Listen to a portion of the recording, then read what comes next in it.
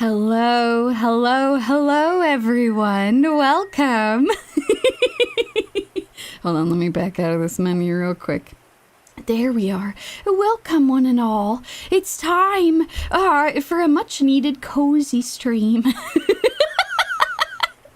Oh, no, you're right. I forgot the dynamite. I'm sure we can find some. I can blast some fish out of the water. It'll be fine.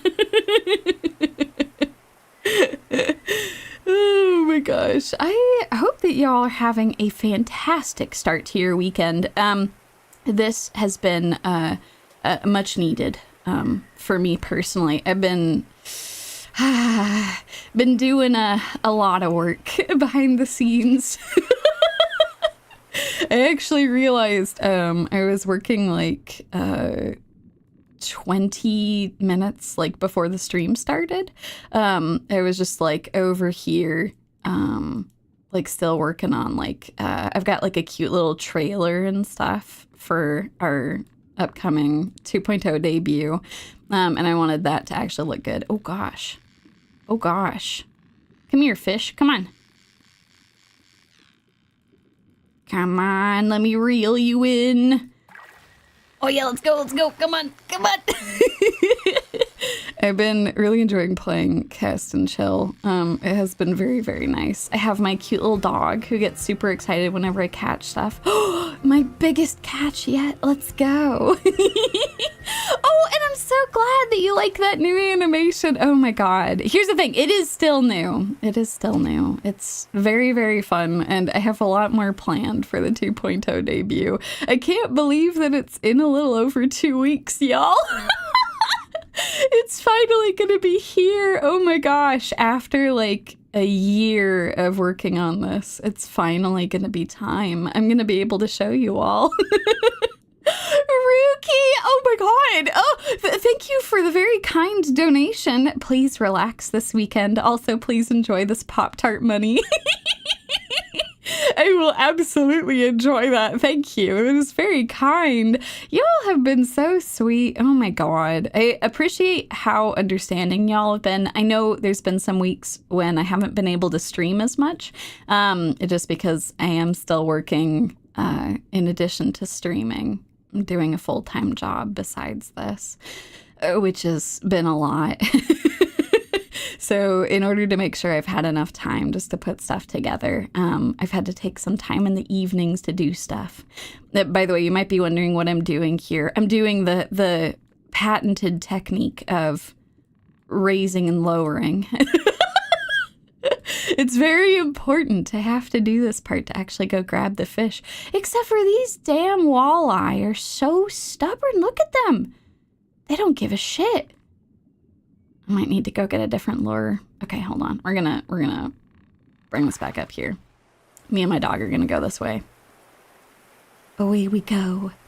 There might be a deer over here. Oh, look at that little duck family. Oh my gosh, there's the deer. Ah! Our good friend. Our good friend, the deer. Just having a good time over there. We got a bunch of ducklings in the background and everything.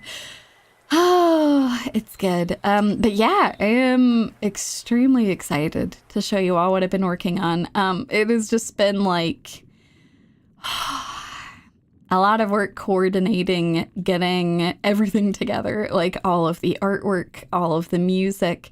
Everyone has been so kind and so awesome and like have given me tons of awesome updates on things. And I'm so excited that I'll finally be able to show it to you all. It's going to be so nice. It's been really like, I don't know, my brain has been really frazzled because like I'll see the new model and I'll be testing it out and making sure all my toggles are working and stuff, and then I go back to this one and I'm like, oh my God. My brain can't compute like it's that big of a difference. So soon you all will have the same thing. Soon you all will understand. It's gonna be great. Oh God. Oh my God, you all are so sweet. Oh, that's the thing. Bear has been like just an absolute blessing of like helping me to keep my sanity through this whole thing. Like he has like times that he'll come by and be like, okay, Yumie, it's time to stop. you gotta take a break now, like go and actually do some fun stuff. So yeah, thank you all. I appreciate it. Also, Isaac, I appreciate your comment of this is the uppy downy technique. I had misread that initially as the Humpty Dumpty technique. I feel like that goes to show how tired I am, but I'm just laughing, thinking that I'm just like, ooh, is the egg gonna fall? Is it gonna crack? Oh, what will happen? Will the fish go after it? But yeah, no, the lead up to the reveal is crazy. Like all of those times for folks who watch like other VTubers who do like really big events, like birthday events or like their own reveals of like new models and stuff, you might notice that a bunch of them have a tendency to take some time off. Not too long after that, because they've been working so much behind the scenes. And yeah, I always think it's funny where they're like, yeah, the celebration was so awesome. Now I'm just going to go sleep for like a month. Because there's so much going on. And I will have some time that I'm going to take off. But I'm actually going to be taking some time off of work, like right around the 2.0 debut, because I want my complete undivided attention with 2.0 debut and getting everything together. And also it'll give me like time off for my job, which will be nice. So I've got a lot of cool stuff that I've got planned around all of that. So stay tuned. That will be very cool. But hello, welcome for folks who've just joined. You've just joined me rambling about all of the debut prep and like how much work it's been. It's been crazy. I have like this like a bunch of tasks on my to-do list, and I have checked off as of 2 days ago the lore video. My 2.0 lore video is complete. It is entirely complete. Everything is done. Everything is illustrated. Everything is edited together. Oh my God, I hear the motorcycle is coming. Hold on. I'm listening.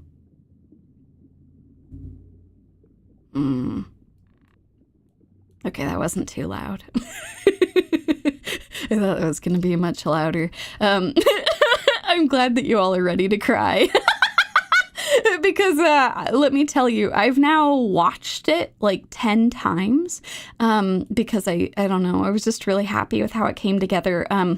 There's an entirely original score that goes along with it, which is really, really cool. Also, I realized, hold on, give me a second. I think I am actually going to put on some music. This game has some cute music, but not a lot. I'm going to keep the sound effects on, but give me a second. Let me go really quick. I'm going to get my own BGM. You can still listen to the fun, like, underwater noises. But give me one sec. Ooh. Oh my God, where is this file? I have it here. This looks like it. Okay, that's a little loud, so let's turn that down a bit. And then let's just loop that. Hell yeah. Okay. I think that should be fine.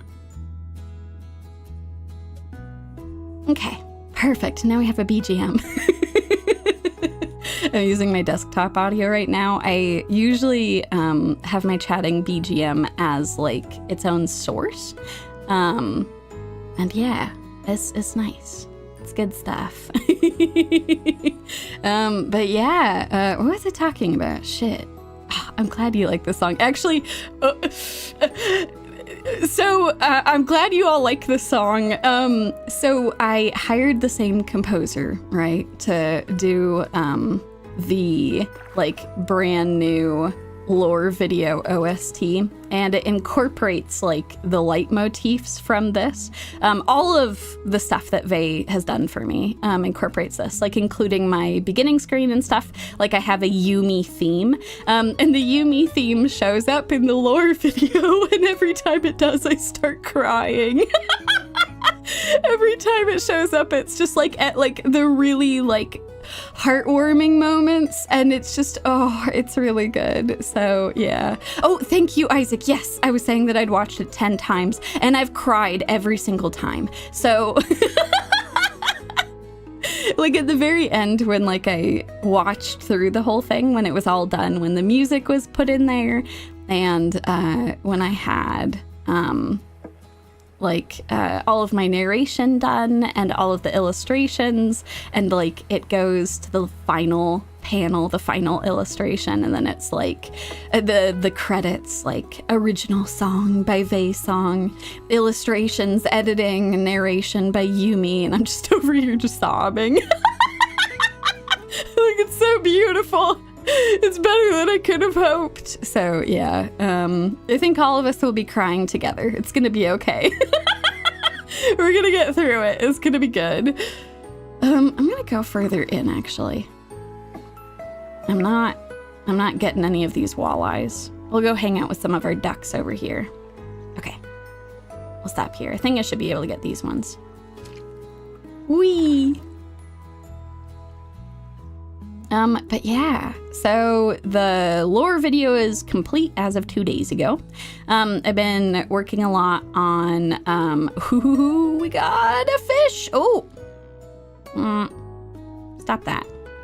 There we go. Yeah, come back. Oh, this fish is fighting hard. Come on. Come on. Nope. I gotta let them tire themselves out a little bit. Don't go too far. No, no, no, no, no, no, no, no, no, no. No, no, no, no, no. Don't go too far. Come here. No, no, no. No, my line is not that long. Oh, God. Well, yes. Thank you, game. I know, I was trying to keep them here. But besides that, I have a bunch of other stuff that has to get done. Shoot the fish. Oh, this one I can just reel right up. Whee! Excellent. I think that's everything. Okay. I don't think I have any more room for fish. Wee. Oh my gosh, yes, I did see the Monster Hunter stuff. Oh my God. So they've got some cool new improvements, which I think is awesome. So I think it's going to be really nice to like have some improvements to the Sacred. I think that's awesome. I also think it's awesome that Lagaya Chris is finally here. Oh my God, I need to go and play. I've been playing Uma Musume over the last 48 hours, and it's been really good. But I need to go and do that. Yes! Oh my God, yes, the layered weapons is also amazing. Oh my God.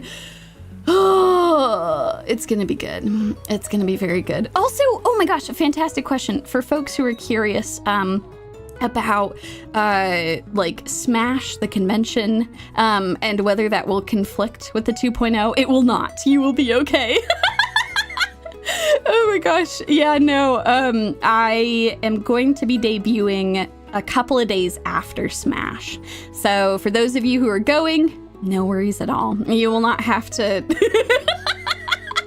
be catching a stream at like insane hours. I am so excited to see you folks though. Oh my God. I still can't believe that Firo and the Virtual Aunties put all that together. That shit is crazy. Like those women have been working so hard behind the scenes, just getting everything put together, and like it's really, really cool.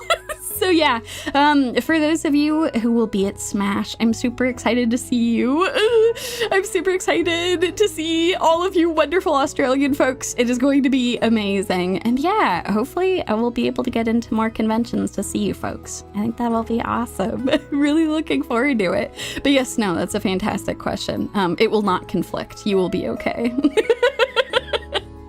So here is our dapper, a fishing man. He sells us all of the cool things. Well, slap me with a pike tail and call me lucky. Look who's wandered back into the shop. Pull up a stool. The coffee's on and the minnows missed ya.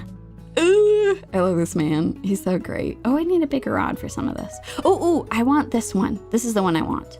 Yes. Purchase. Now I can catch the walleye. Yumi doesn't sleep. Why should I? No! You should not. Don't emulate my terrible sleep schedule. Actually, that's something that Bear and I have been talking about. I to try and like improve that a little bit.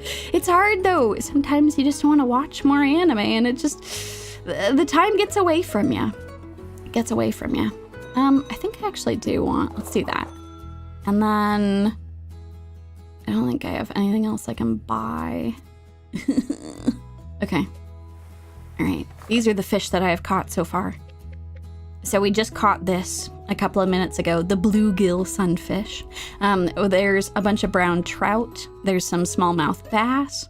I guess I have caught some of these threadfin shads, but I have not caught the dastardly walleye. That's our next goal. We're trying to catch those bastards.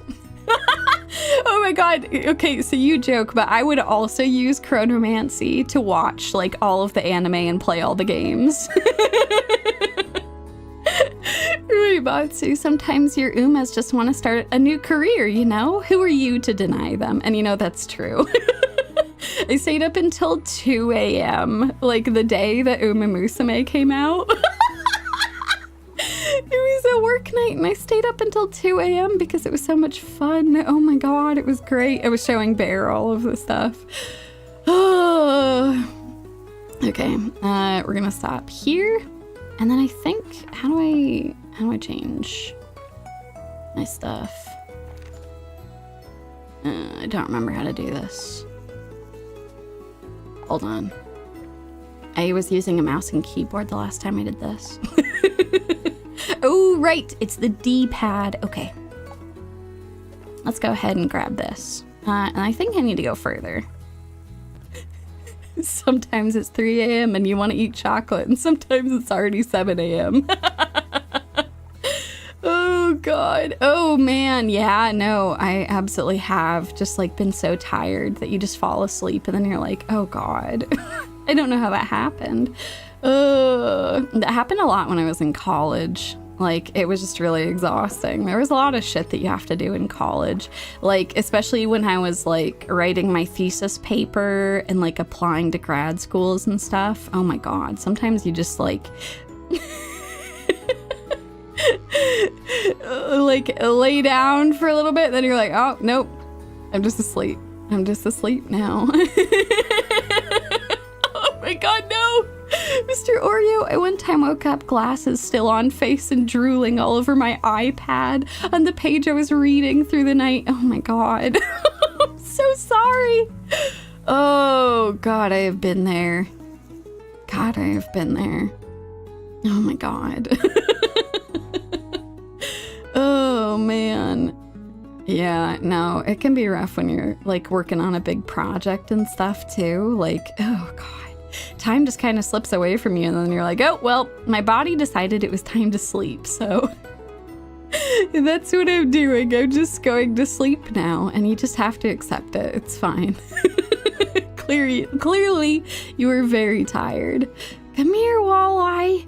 Come here. You know that you want that tasty bait. You know, so some of you folks, I think it was Isaac who asked in our stream from a couple of days ago when I was playing the very fun, sort of spooky fishing game, Dreadline with Fiero and Rose. You'd asked about my real life fishing experience, and I actually do have a story for you all. But I wasn't sure if it would be like, I don't know, a great story for that stream. Because we're like over there trying to catch a bunch of shit, and there's kind of like a bit to this story. So for one thing, I not only don't like real life fishing, I'm actually like low-key kind of terrified of it. Excuse you, game. Excuse you. Settings. I don't need tips, thank you. I know that these ones don't want this. Thank you, though, game. Oh, look, the stars are coming out. That's so nice. Okay, so I am low-key terrified of real-life fishing, and I have a very good reason for this. So, first of all, I'm garbage at it. I'm really, really bad at it. Like, every time that I try to, like, I don't know, I think I just had, like, really terrible teachers. Like all the other snakes in the underground just like were really bad at teaching me how to fish. So I was really bad at it, and I would constantly like the rod would just like not behave in the way I wanted it to. I'd try to cast out the line and then it would get like stuck in a tree. Or it would like get stuck on the ground and stuff, which is terrifying. Interesting question there. This isn't a Hook horror story, right? This might be why I deemed it maybe not the most appropriate for a collab stream. Maybe it would have been fine, but... So, like, anyway, so, like, all the snakes that were trying to teach me would get, like, really frustrated, and they're like, oh, you're just not doing it right. And I'm like, yeah, but, like, you haven't told me how to do it right. So, like, it was a deeply frustrating experience, and also, the line would just kind of end up in places it wasn't supposed to go, and I just, like, at that point was like, nope, I'm just not chancing it, because, one of the first fishing stories I was ever told from the other snakes in the underground was how the snakes who were in the generation before me, the boomer snakes, and it is actually accurate to call them boomer snakes because they're from that generation. The boomer snakes told this story over and over, not realizing that it will just like convince me and everyone else just to never touch a fishing rod ever. But they're like, oh yeah, it was so crazy when we were kids. Like, one of the boomer snakes, when she was a child, like elementary school, we were all out fishing together, unsupervised, without any parents around or guardians or responsible people. And yeah, so the snake kept trying to cast the line out to fish, and it was stuck on something. It got caught on like a tree or something like that. And so she just kept yanking on it and yanking on it, and it just wouldn't come loose. So all of the boomer snakes, they turn around to go and see like what has happened, what what tree this hook has gotten caught on. And behind them, several meters away, there is a small child, even younger than them, even younger than these snakes. And the hook has caught on this small child's eyelid, and is every time that this boomer snake is yanking on this, it is yanking the small child forward, and the small child is terrified, like absolutely terrified. And it's just like, oh God, no. Like it's one of those situations where you're like, why wasn't the child crying? And you're like, the child is so shocked that they don't know what to do. So anyway, all of like the older children start freaking out and like run over and are like panicking, trying to call for adults and stuff. The small child was okay. An adult showed up, very carefully took the hook out of the eyelid. It wasn't in the eye, it was on the eyelid. And the child, it was rushed off to the hospital. But yes, I am so deeply terrified of fishing. One of the first fishing stories I've ever told is like, oh yeah, don't you remember back when this one boomer snake did this? And I'm like, oh my God, I'm never going fishing with any of you. The only snake I ever went fishing with, the one who got super frustrated, was, oh God, what was that generation? The Lost generation? Christ, I don't remember. The ones that gave birth to the boomers. The grand snakes. I went out with one of the grand snakes, and they got very frustrated with how bad I was at fishing, and I'm like, nope, I'm done. If I'm this bad at fishing, I'm gonna hook some person's eye with like this hook, and it's gonna be all over. Then I'm going to carry on this horrible legacy to the next generation. So anyway, I refuse to be that person that catches someone's eyelid with a hook. I refuse to be this person.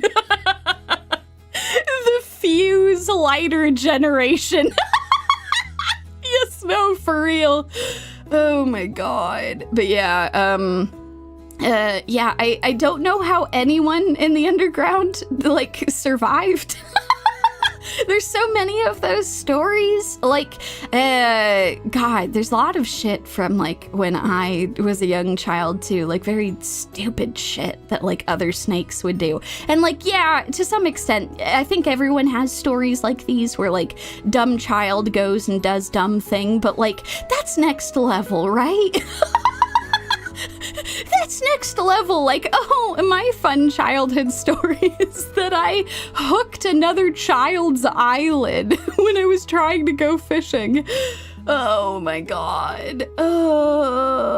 Absolutely terrifying. What? No, Fujinami! Oh, it's a good memory. Like when my aunt as a child took an axe and chopped her boots because she didn't like them. With her wearing them! She still has the scar, but didn't lose any toes. Jesus Christ. Oh my god. Oh my god, that's insane. That's terrifying.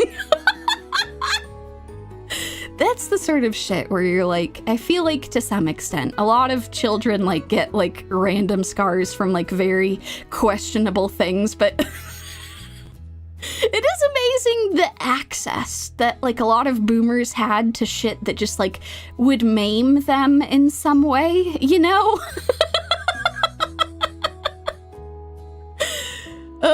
Okay, so this is... So I do have, like, random, like, scars from, like, random childhood shit that happened. But I guess to smooth things over a bit, to give you all something to focus on that isn't a child getting their eyelid hooked. Oh, God. So the most notable scar that I have was accidentally self-inflicted, as are many scars that you get as a child. But it's rather embarrassing how I actually got this. Let me talk to this man first, and then we can go fishing. That I can tell you all. Oh god. Oh my god, Mr. Oreo, I nearly lost a finger when I tried to grab veggies from my grandma's cutting board when she was still cutting. Ah! Well, I'm glad that you are okay. That's good. Oh god. This is why, like, having really tall counters is maybe not the worst thing. But even then, industrious children are very, I don't know, man. They're just like grabbing chairs and they're like pushing it over, gonna go and watch over what you're doing. It was an accident. Viet Tim, I have a huge scar on my middle finger from when I tried to cut an apple with a kitchen knife. I was 5 and my grandma went to go watch my older sister. Ah! Oh no! You ran around the house spurting blood. Oh god. Oh my god. Oh, that's terrible.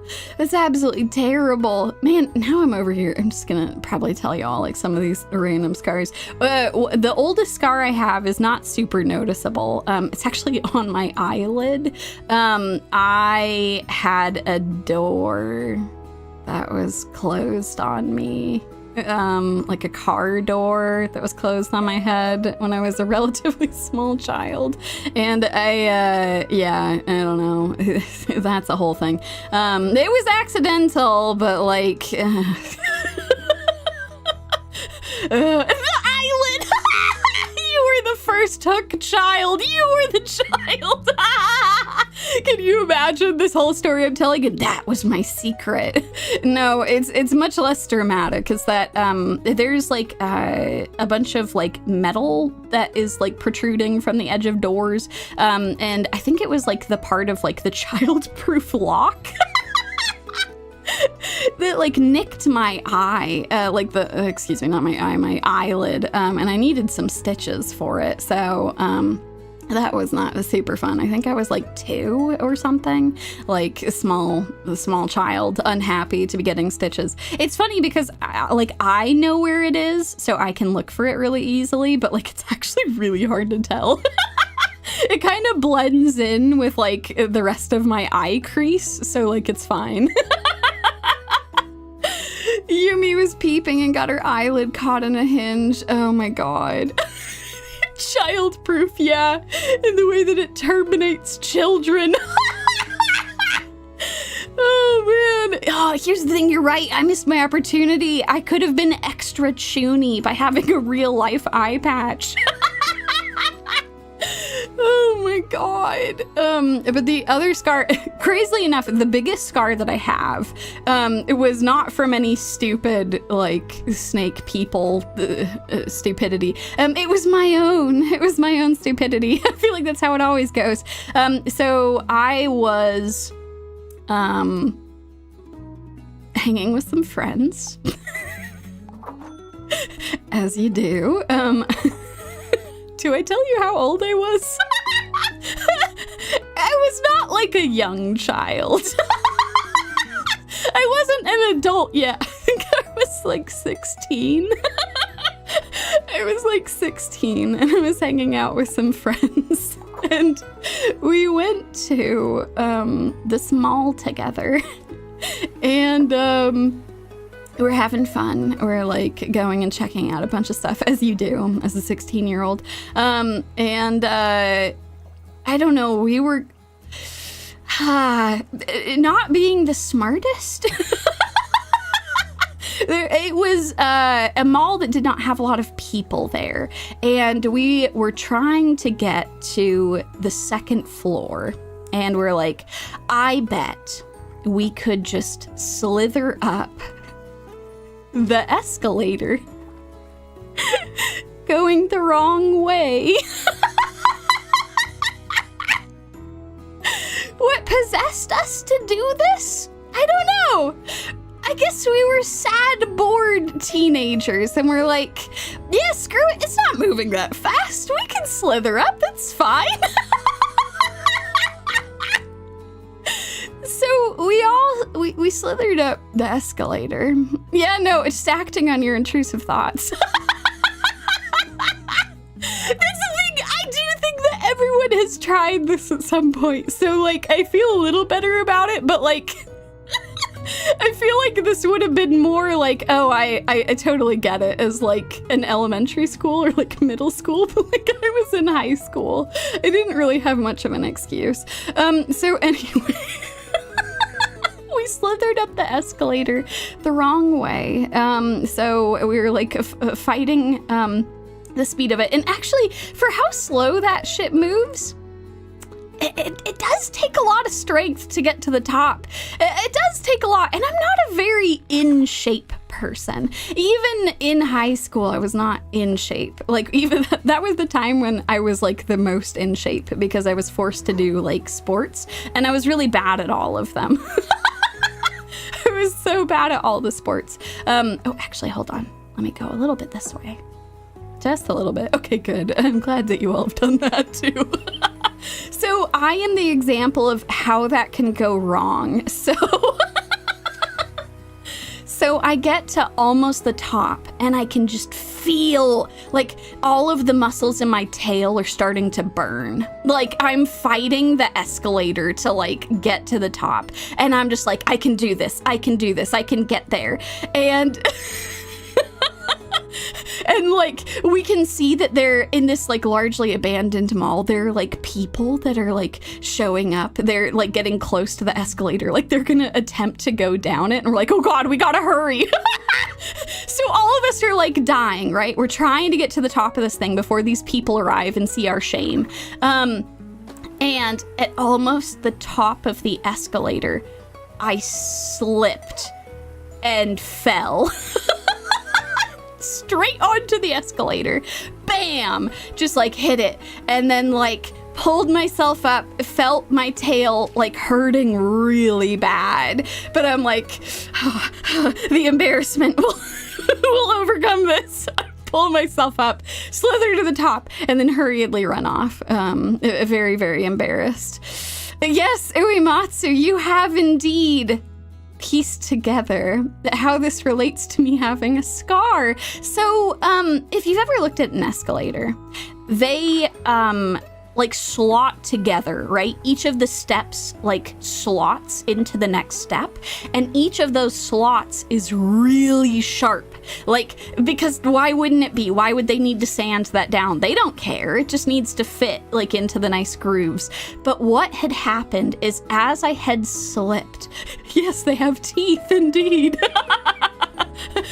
I'm actually going to use that. That's a great way of putting it. The teeth of the escalator chomped into my tail, like right in, like just bam, right into the knee equivalent of my tail.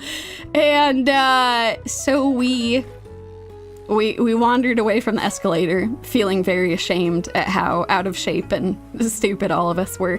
And I look down, and my tail is just bleeding. And it won't stop. And I'm like, oh my God. So, like, I had to get it, like, bandaged up and everything. It was small enough that I didn't need stitches. But, yeah, I have just this, like, it is the exact shape of those escalator, of the escalator teeth. I have, like, this rectangular scar on my tail. From where it just chomped right into me. Oh my God, so stupid, so stupid. That is still to this day the biggest scar that I have. Yeah, you know what? That's a fair point. It was just a tiger that I fought. It wasn't an escalator that I very stupidly ran up the wrong side. So I don't know. Here's the thing. I don't know that I can like dissuade people from being stupid like me, but maybe you'll learn something. Maybe you'll be like, I don't know, is it worth the chance of having a weird rectangular scar? Oh God. Alejandro, so we should do this if we feel fit enough. Oh God, no. Here's the thing, I have seen people pull it off and not fall on, just fall straight down. But yeah, no, that's how I did it. Better question, would you do it again? That is a good question. I wouldn't even make it like all the way up is the problem. I'm like mentally assessing my current physical abilities and like, yikes. That's a goal I have for myself, is to get better in shape. I think that would be good for my health. I've been like getting back into yoga and stuff, but even then, like even small, small like underfed, out of shape Yumie was still in better shape than me now. Could Bear do it? Yeah, he probably could. God damn it. That's what he gets for having the long legs, though. That's bullshit. That's bullshit. Everybody do the worm, indeed. Oh my God. I didn't anticipate telling that story for a while. I wasn't sure when it would come up, but it just kind of naturally did, I guess. That's just how it goes. Oh my God, that's hilarious. Yeah, no, that is the unfortunate truth. Bears can indeed run upstairs better than snakes, yes. Isaac, that's a fantastic question. Are you Aunt Yumie yet? Are they going to leave the children with you knowing the stories? You know what's sad? So I think I've told you all this, but I actually am like pretty good with kids. Like I don't want any. I will just be the cool aunt. When or if that happens, I don't know, Sister Bear's just kind of like doing her own thing. She would be the only one to do it. And like at this point, Mama Bear is just kind of like, whatever. Mama Bear's like, I don't really care if I don't have grandkids. I just want to hang out with my kids. So like that works out pretty nicely. I don't know, she doesn't have to worry about like swearing or like talking about hilarious shit because we're all adults, so. Oh god. What happened to the cozy part of the title? What are you talking about? The story's about injuring myself on escalators and hooks and eyelids. That's all part of the cozy thing, right? It probably isn't, actually. But yeah, no nieces or nephews of note yet. But I did a bunch of babysitting when I was younger. Like a lot of babysitting. Like, oh my god. Of like children of all ages. So like, I don't know. I'm good with children. Like, I think they're very funny. I think that like they do very funny things, and like generally if you like treat them with respect and like try to like also understand that they're trying to figure their shit out, that helps a lot. It's not to say that there aren't like very difficult things to deal with children. Like, they're still figuring shit out, and apparently even once they're 16 years old, they might still be running up escalators like dumbasses. But you know, it's okay. They're figuring shit out, and they'll get through it. Isaac, I've got a warm sensation. I think it's the blood running down my leg. Oh god, no, I've inspired you all to run up escalators now. Oh god. The cozy warmth of adrenaline and fresh blood. Exactly. Oh my god. But yeah. Trying to think if I had anything else to say on that. That's a fantastic question, though. Oh god, yeah, no, that's the thing. It's a lot. Like, for you folks who have children, like, y'all do like really hard work. It's a lot to raise a child, and I'm really proud of y'all for doing everything that you can. It's really awesome to hear like stories from folks, and like, I don't know, it's awesome. It's good shit. Oh, these goddamn walleye are so stubborn. Look at them. Just cruising on by. I see what you're about, walleye. Come here. Come on, you know you want to bite on that. Come on. So, trying to pivot from horrifying stories and I guess embarrassing stories from my youth. It has been really rainy this whole week. And I have been so relieved because all of that work that we had done to fix our basement actually worked. So I no longer have to worry about water getting into my basement, which is so nice. It was pouring rain. There was so much rain. I don't know how much like actually fell. It was kind of an insane amount. But like I kind of instinctively rolled downstairs and was in the basement for a while, just like listening to the rain pounding down, and like, oh, the catharsis of just like seeing it draining properly outside, and like knowing that none of it was getting into my basement was so good. Oh my god, it was so good. Also, those of you who have opted to have, I know that some people cringe at this term, but I actually kind of love it. I think it's like very apt, because in a lot of ways, pets are kind of like, I don't know, a different form of children. They're your babies, you know, like they are your fur babies. They're different from children because like they, like act differently to some extent, but like, I don't know, I find some principles kind of apply similarly to children and animals.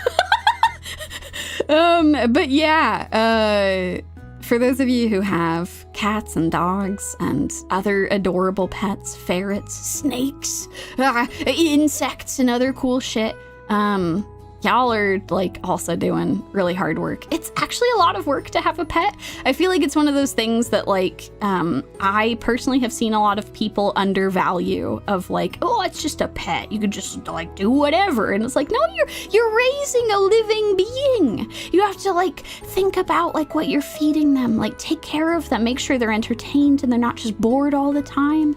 Yeah. Pets are permanent children. Yeah, particularly I don't know, dogs for me are like really like that. I love dogs. I love dogs and cats. I don't know. I know some people are more of dog people, and some people are more of cat people. Like Bear is very much a dog person. Like he absolutely loves dogs, but he hasn't spent a lot of time around cats, whereas I've spent like an equal amount of time around dogs and cats. And they're very different, but they're very fun. I wish I wasn't like allergic to cats. It makes me really sad. That like developed when I was a child. Like I didn't used to be quite so allergic to cats. I kind of suspect I'm sort of allergic to dogs now too, and it makes me really mad because I just want to bury my face in them every time I see them. They're so cute. They're so good. Also, Gabriel, holy shit, thank you for the gifted memberships. That is so kind of you. Holy shit. Why are y'all so nice? God.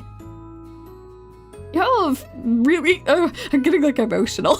Y'all have really been wonderful. Like throughout the last 2 years, like whenever y'all have found the channel, like whether you've been here for a while or you're brand new, like you all have been just fantastic. And I just really appreciate y'all. Like with how crazy things have been behind the scenes, getting stuff all prepared, it's just been really awesome to know that like I can turn on the stream and just have a really fun time. It's really, really nice. Cypher, is that true? You're allergic and you have 2 American short hairs. They're perfect. Now that is dedication. That is amazing. Here's the thing, short-haired cats are definitely better. I spent a lot of time around a long-haired cat, and like, oh my God, like after like 10 minutes of having that cat in my lap, I'm just like, all of my, like my eyes and my nose and everything are just dripping. But I can have a much better time with short-haired cats. It takes a lot longer before it sets in. Ooh, but yes, no, God, hypoallergenic cats seem awesome. There's, that's the same for dogs too. There's some breeds of dog that are like that. I think it's always rough, like, for me personally, I have always adopted animals. I've never had like a purebred, and it's much harder to find hypoallergenic animals that way because they get snapped up really fast. They are very understandably very popular, but also you just might not vibe with them, you know? I've had, there was, I think all the animals I've ever owned have been mutts. And like that is generally like, those animals are a little healthier. All of the like breeding that we have done breeding and inbreeding of animals has not been super great for their health. A lot of purebred animals have some pretty nasty health problems, which is really sad because they are very adorable. And this is not to make anyone feel bad if you have a purebred animal. There's a reason why we have bred them. Like, there are a lot of traits that animals have. Like, for one thing, a bunch of them are hypoallergenic if you actually breed them that way, but also like personality-wise and like the different things that they're good at, like especially if you have like a working animal of some kind, it can be very important for them to be a particular breed because they've been bred for that purpose. Yeah, oh my God, poor bulldogs and pugs and everything like that. Those poor bastards, holy shit. They just have a rough time. They have such a rough time. They just like really struggle to breathe.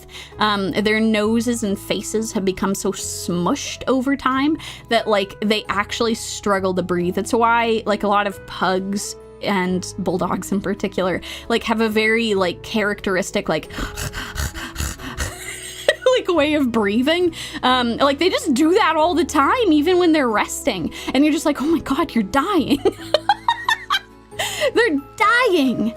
Oh, this is terrible. So yeah, I have always adopted animals just because there's a lot of animals that need adopting too. There's so many like very wonderful animals that have just been abandoned for one reason or another.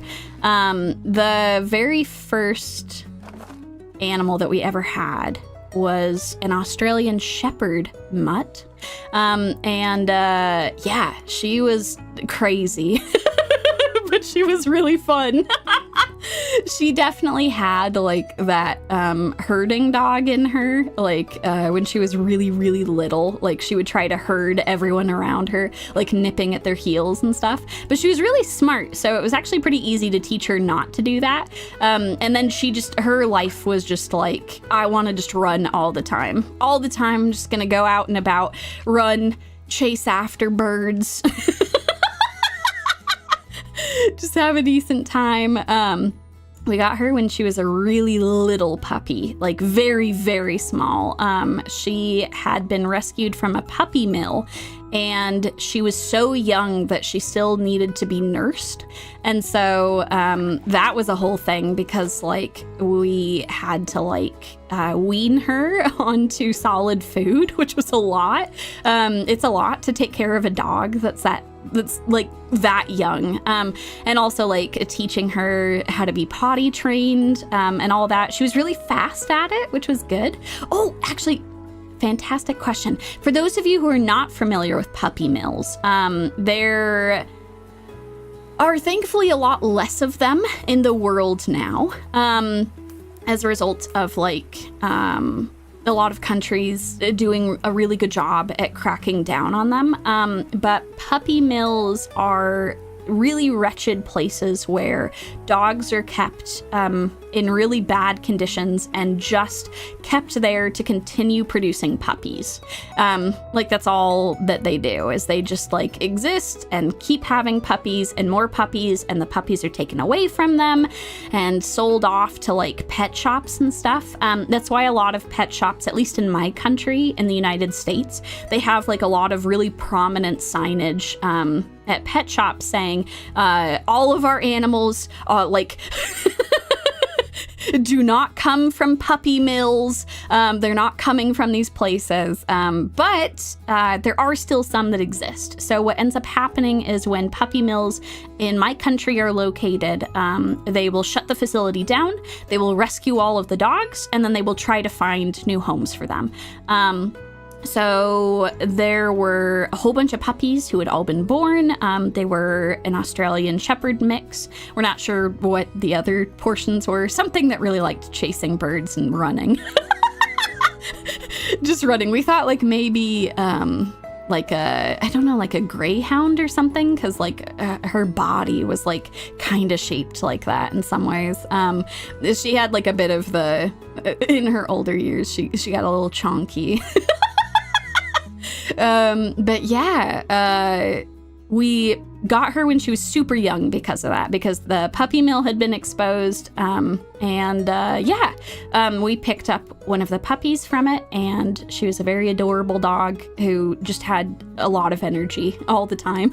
I think she would have been really happy if she was just like on a farm forever. I think that was the thing I was the most sad about, is like I felt like she just like didn't quite have the full experience she could have had.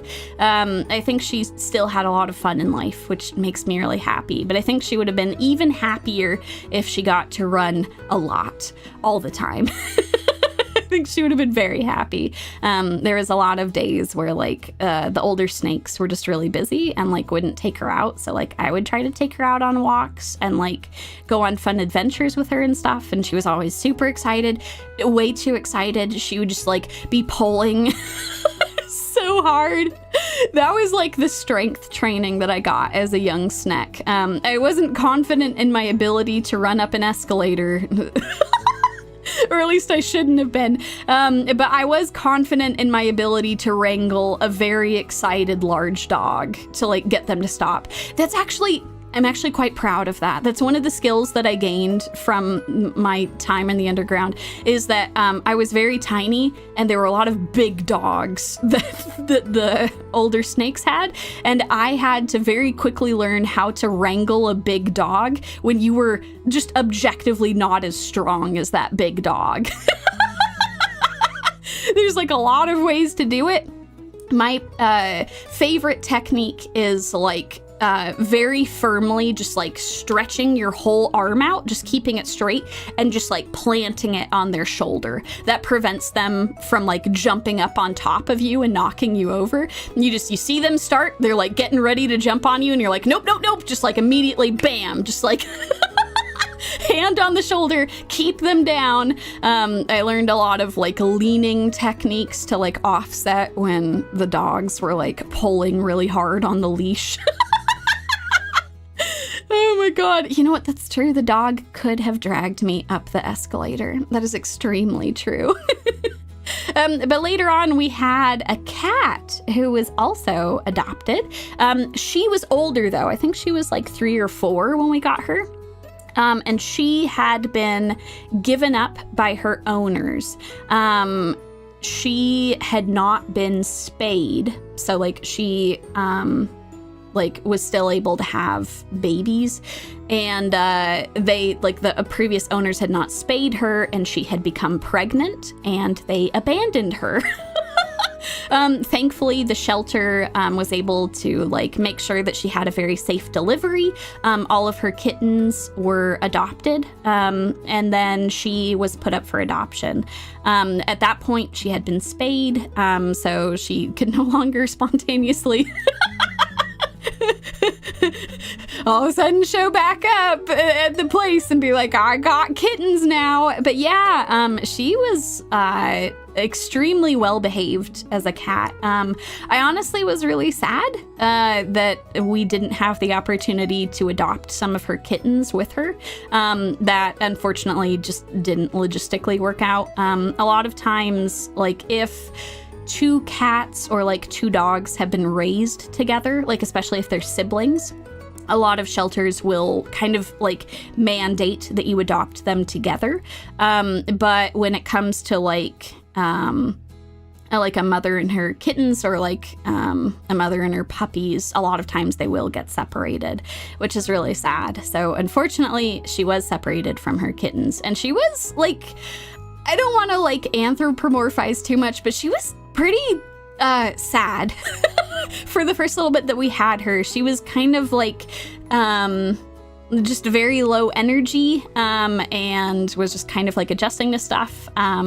We had to like very slowly like introduce her to the dog and like make sure they were gonna get along, and then they got along just fine. They would like mess with each other. She like got into her groove. She like got a bunch of her energy back. She had a bunch of fun bouncing all over the place. Showing up when you're trying to do homework, and just like cats, I don't know. Cats are very funny because dogs are very much people pleasers. Like they very much want to like be included. They want to be part of the group, a part of the gang, you know. They're always like, oh, what you doing? Can I do that too? Oh, where are you going? I want to go with you. Whereas cats are kind of like, they have a different type of belonging. I know it's kind of a joke, but it's also kind of true. Cats are very confident. They're very self-assured. And they kind of have the attitude of, I want to be part of the group, but like, I'm gonna go at my own pace and you're going to do what I want you to do. So like if they want attention, like if a dog wants attention, a dog will show up and will kind of like put their head on your lap and be extremely adorable. And you're just like, oh my God, you're so cute. Okay, I'll come and hang out with you now. Whereas a cat will see that you're working on something and will just hop onto your desk and sit on whatever you're doing. They'll just be like, nope, you're paying attention to me now. You don't have an option. I'm not using my cuteness factor. I am just going to sit on whatever it is you're doing, and you will not be able to do that anymore. I had I realized that the cat that we had, oh, can I tip him? Perfect. I've tipped him. Yeah, for sure. Well, I'll be a fish from every hole in the fork. Not too shabby, bud. Looks like your rod's still twitching, and wouldn't you know it, there's a sweet little spot upriver at Beaver Dam. We should go to Beaver Dam. Hang on, I'll scribble it on your map. Don't say I never gave you nothing. Oh, let's go! Fantastic. You here for worms or winning? Cause I'll tell ya, this year's Monster Walleye Trophy's still up for grabs. Ain't nobody broke the record yet. 19 pounds. Last year it was little Evie Jean took the crown. Surprised everyone too. Tiny gal with a busted boat motor and a cooler full of snacks. Hauled in a beast like it was nothing. Rules are simple. Any rod and lure, no cheats. You land a walleye heavier than Evie Jean's and that trophy's yours, along with a year's worth of bragging rights. Yeah, I was gonna say, I probably need a better rod here. But yeah, my apologies. I got excited tipping him and then learning about this new place. Cats, talking about cats. Yes, no, exactly. You don't own a cat. The cat owns you. For real though, so I realized cats are interesting because if you want to, this is kind of general advice for folks who want cats to like them more. If you've ever been really sad that cats just like avoid you or like you can't like get to know them and stuff, I got you covered. I got you. I have studied the tomes. I have lived with cats. I can tell you the secret. And the secret is that unlike dogs, who are people pleasers, you can do just about anything and a dog will be excited. But especially if you look at a dog will be like, oh, hello, you're looking at me. I'm looking back. Do you want to play? If you look at a cat, cats often see looking at each other as a sign of aggression. So that's why when you see two cats that are about to fight, they're staring at each other, dead in the eyes. They're just looking at each other because they're ready to go. They're focused. They're ready to... They're ready to throw fists or paws, I guess. So some cats who have acclimated more to being around people will be less intimidated by this. There are some cats that you can stare at them and they'll just come right to you. And those are cats that are very comfortable around people. But most cats, they will come to you if you don't look at them. That's how to do it. That's why people who don't like cats get really frustrated because the cats show up. The cat will hop on that person's lap. That's the secret. Just don't stare at a cat. They get like really agitated by it and kind of freak out. The other thing too is just be patient. Like cats will come to you when they want to. If they do sit on your lap, just like pet them a little bit. If you start noticing that their tail is twitching, they're not wagging, they're not a dog, that is indicating that they're kind of done with your shit. So as soon as you see their tail start moving, that is the cat getting annoyed with you. Stop petting them. They will just hang out on your lap, being nice and warm for a little bit now. A lot of cats have like different levels of tolerance for pets. Some cats, you can just pet them forever and ever and they just don't care. But a lot of cats have a point where they're like, okay, I'm done. Stop now. And a lot of cats, if you don't pick up on the tail moving signal, they will give you one last signal, which is often the one that people see, which they will grab your hand in their mouth and very lightly just like, stop it. Most cats will not actually draw blood from doing this. Very clumsy cats will, and I am sorry. I've been around some clumsy cats that are just like, oh, I got a snaggle tooth. Those are like very much outdoor cats that are just like, oh man, I'm sorry, I didn't mean to hurt you. They'll like lick you a little bit afterwards. But yeah, that's why if you're petting a cat and a cat suddenly like grabs your hand and then they lick it a bit afterwards, that's them being like, I'm warning you, stop petting me. I don't want pets right now. So anyway, that's my knowledge on that. But speaking of like the cat getting in the way of whatever it is that you're doing, so cats will follow your eyes. Cats are a lot Like, dogs are definitely in tune with what your eyes are doing, but cats are extremely in tune with what your eyes are doing. They're like checking to see like what you're doing, what you're looking at, which is why you can temporarily trick cats into sitting on the wrong place. If you find your cat is always getting into your shit and stopping you from doing work, just like as soon as the cat is approaching your desk, focus on a different part of the desk. A lot of cats will jump up onto the desk and they'll plop down where you're looking. Because they see that's what you're focused on. Unfortunately, my cat was smart enough that she figured out that I was tricking her with this and she got really pissed off. Because I kept working. That when I was working on some homework, she was sitting on like a different part of the assignment that I wasn't working on. And so I was working as soon as I got her to like sit on the wrong part, and she's too lazy to move. She's just like watching my pen moving, getting more and more frustrated that I've tricked her. And then out of nowhere, just like at lightning speed, I barely even see it happen, her paw just shoots out and grabs onto, like hooks with her claws, hooks onto the pen and holds it in place. It was the craziest shit. Just like, she's just watching what I'm doing. She sees that I'm working with the pen.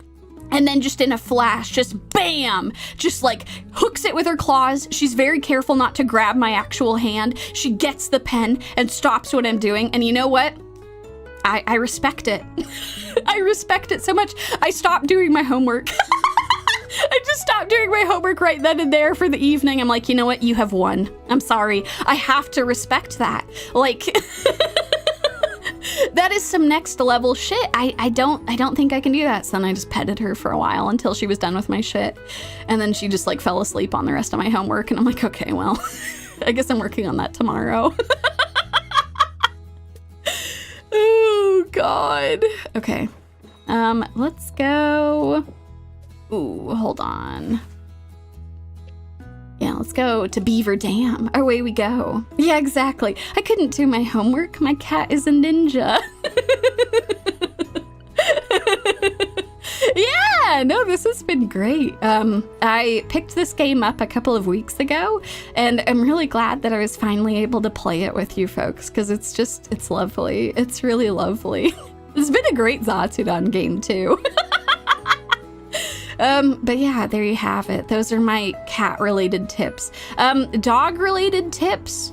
Let me think. Dogs are very needy. I love them. I love them to death. But they are very needy, and that's okay. Oh my gosh, they're beavers! Oh, hello! Hello, friends. And here's their dam. I've actually seen beaver dams in the wild. It's really cool. Beavers are really industrious. They're out here just like going after trees. They just chomp through them and then go and build these huge dams. It's crazy. Ooh, fun fish. I wonder if they'll go after this. I might need a different bait.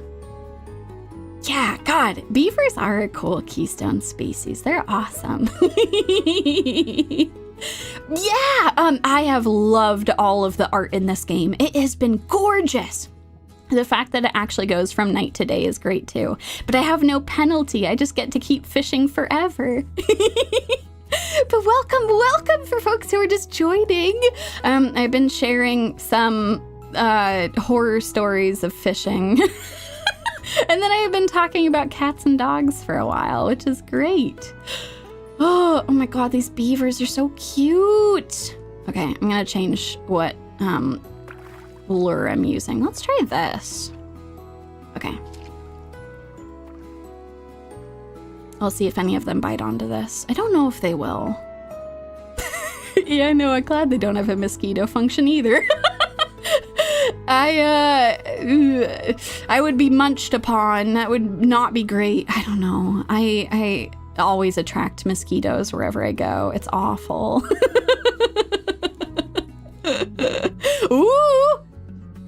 Ooh. We have a fish who might be going after us. Come here. Come on. Come back. Come on. Come back. Let's go. No, so close. Yeah, I'm gonna try it. I'm not gonna hook the beavers, I promise. It's in game, so I can't hook them on the island. It'll be fine. It'll be totally fine. Okay, so I spent all this time talking about like all of my knowledge of having pets and all this stuff. So now I'm going to tell you all a story about this board game that Bear and I were playing this last week called Apothebaker. It just came out. I had a copy of it that I was really looking forward to. It is a very cute game where you are running an apothecary, which is the apotha in the name.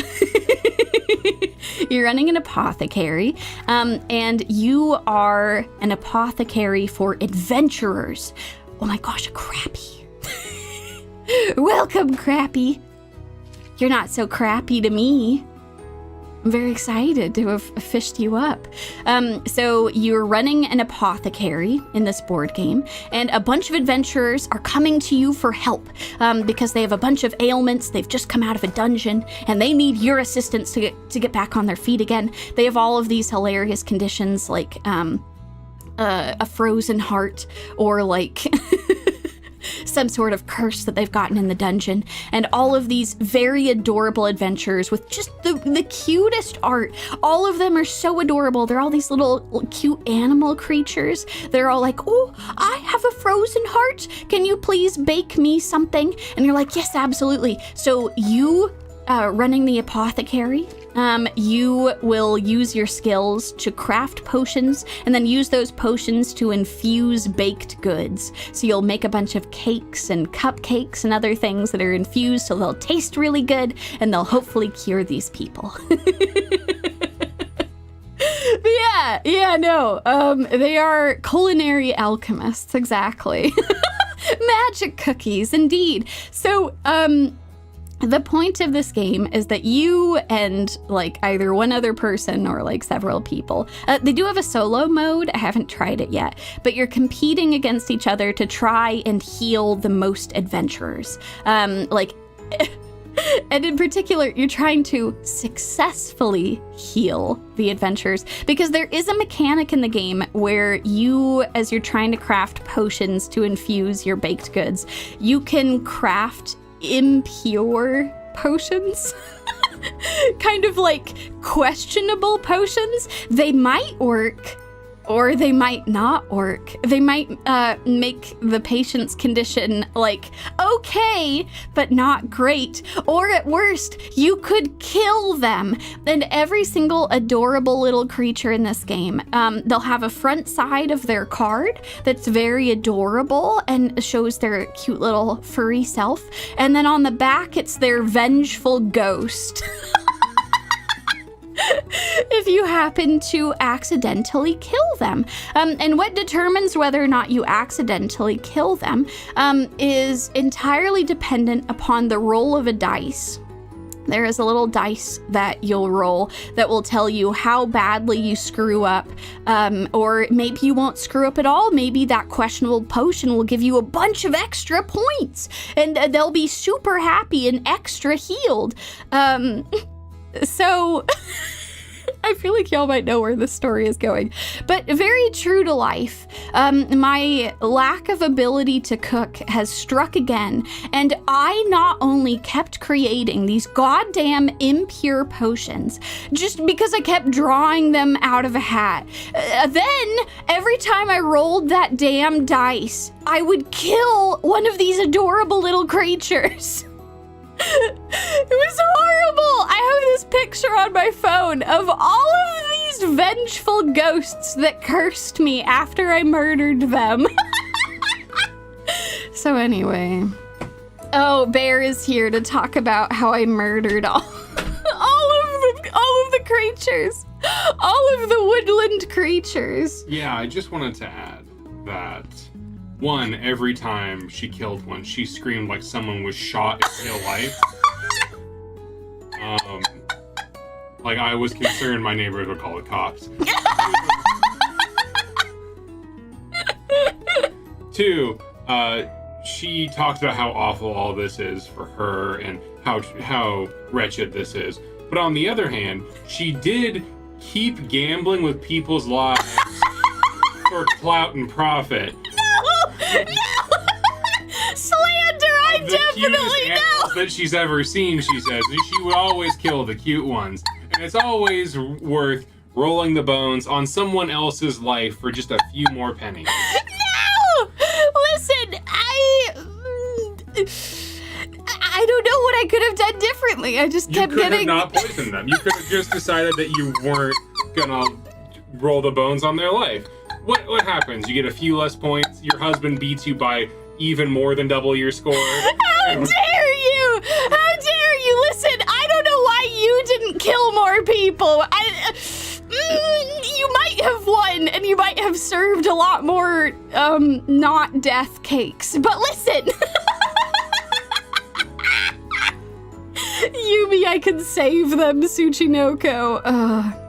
I don't know, you're probably right. It's not like they were going to die of like a frozen heart that turn. I probably could have waited and gotten like better stuff. But I had the worst RNG every time that I pulled stuff out of those damn bags. They would just be like, oh, it's a question mark potion. And I'm like, why? I feel like I only get these. Oh, and then I would get... Skill issue. Like, fucking just get better fingers. Stop killing people. How dare you? How dare you? Thanks, everybody. God damn it. It's just like that he's gone after slandering me.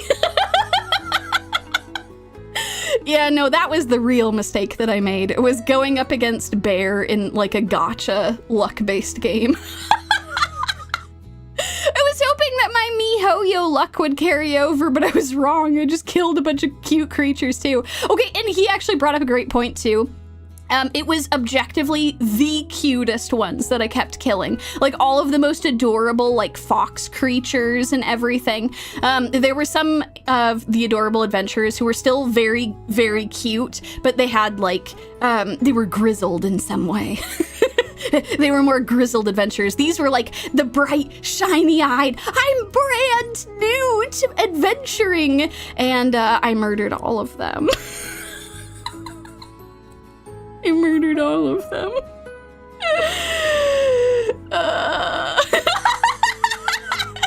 Bear slander, then mic drop. Yeah, no, this is just a typical for the Tsuchinoko household. God damn it. Glad you all enjoy my antics, though. Coleach Gentleman, I wanted to say thank you. It was a very kind message. Crazy, it's been a year. Thanks for everything. Thank you all for everything. Including listening to all of the all of the adorable little creatures that I've murdered. Yumie, rookie killer Tsuchinoko. So here's the thing, I have set a goal for myself to get a lot better at cooking, because I do cook things that are edible. They do taste okay. They're not as good as what Bear makes, because Bear actually likes cooking. And he doesn't take like a year to like make any dish like all the time. Like sometimes he'll come in if I'm trying to like practice doing stuff and he's like, hey, how's it going? Do you want any help with anything? Because I've just been like taking a while. Of course, he'll also roast me too. He's just like, wait, you're still on like that stage of it? And I'm like, screw you. I know you can get through this faster. God damn it.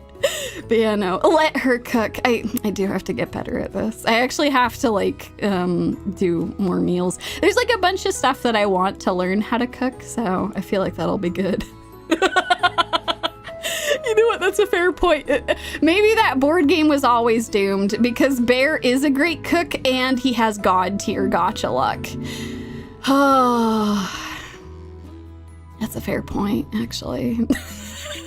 Maybe that was always doomed. You know what's crazy though? I have like, I want to actually not kill all of the adorable animals. Like I really want to play the board game again, and I'm just terrified that I'm just gonna kill more of them. So we'll see. We'll see. We had better luck playing this game called Wondrous Creatures. Oh my god, I would highly recommend Wondrous Creatures. That game is a blast. It takes a little bit to like get all the components set up and stuff, but it's actually really easy. Like once you've got everything all punched out and you've got everything in their appropriate baggies and stuff for storage, it's actually a really easy game to set up and like put away.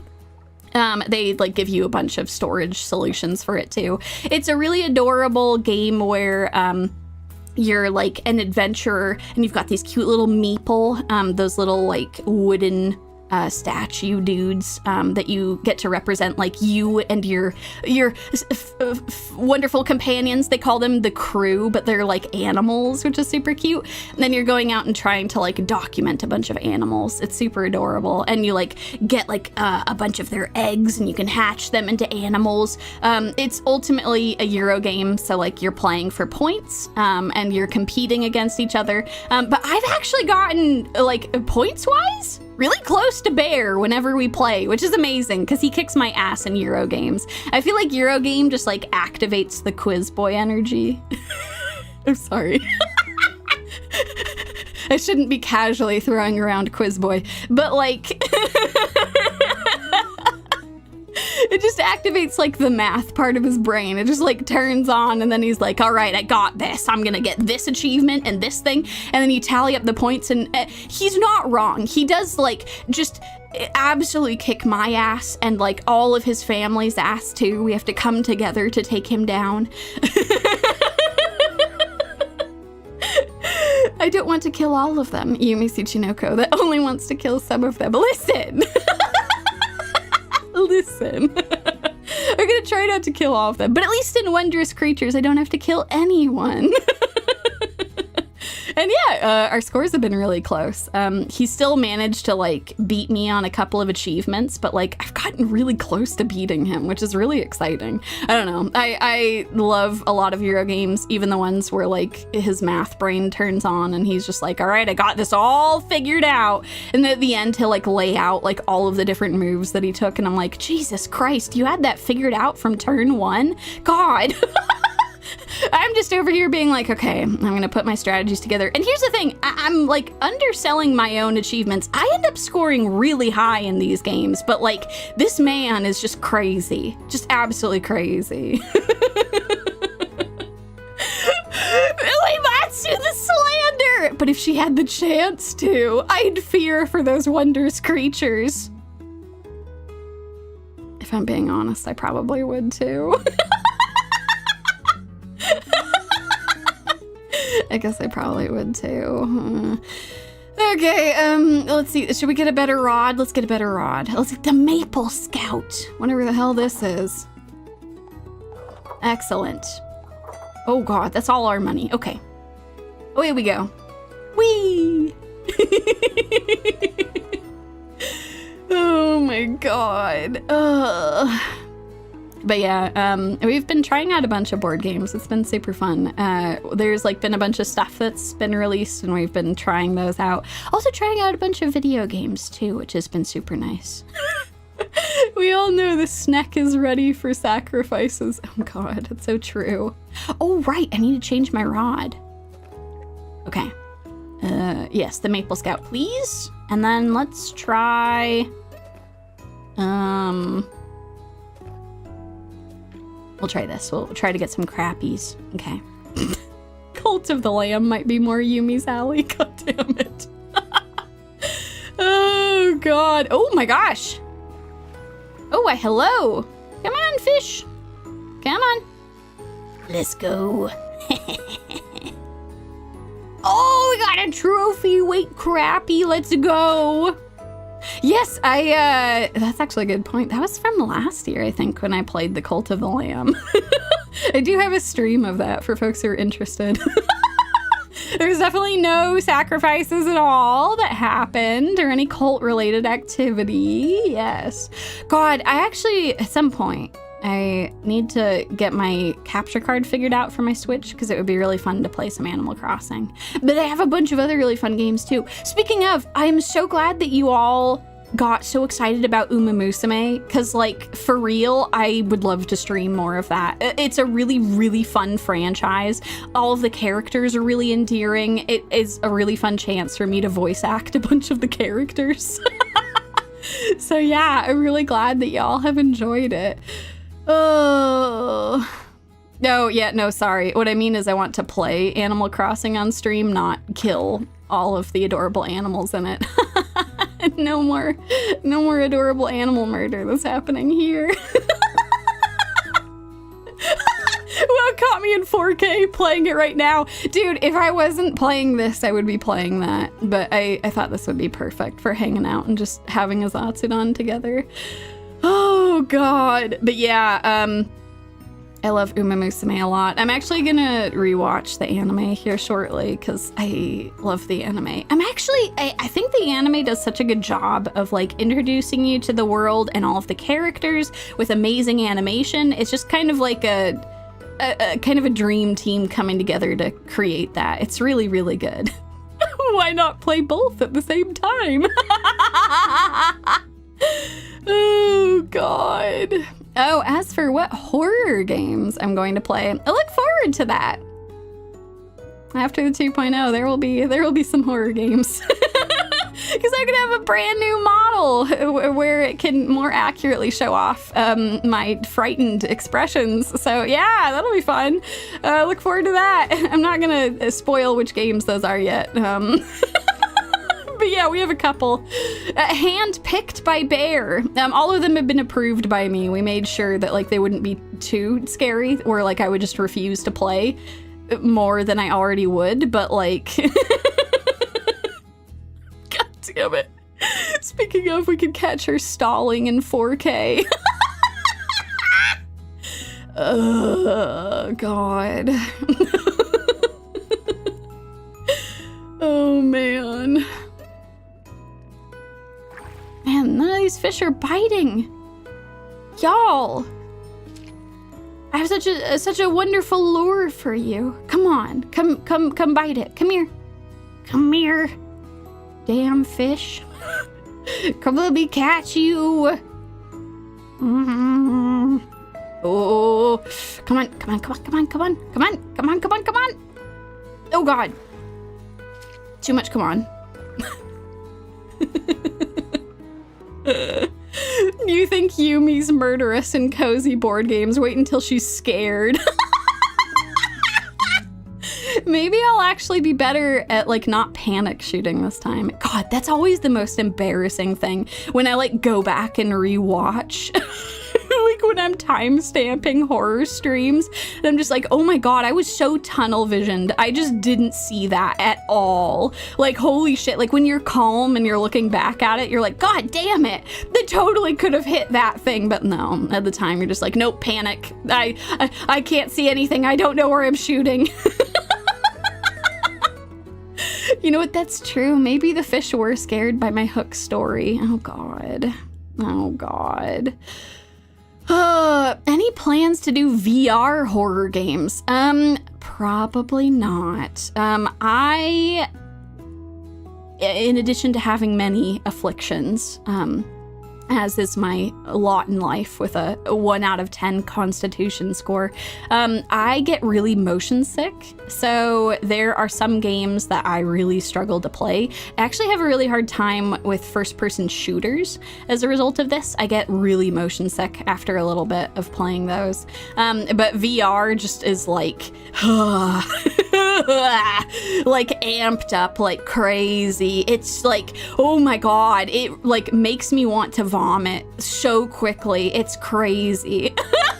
VR horror games. We don't want to kill Yumi. Just give her a little fright. Yeah, no, I will just keel over. I actually had to change a bunch of settings in Minecraft just to be able to play that with y'all, because the first couple times I played Minecraft, I actually got really motion sick playing it. But there's a bunch of settings you can change that make it much, much easier. In particular, doing third person is generally pretty good for me, especially when I'm rowing a boat. If I'm first person rowing a boat in Minecraft, it's all over. Like I feel really, really unwell afterwards. But yeah, thankfully there are plenty of other very, very good horror games that y'all will be able to watch me play. Oh man. Oh God.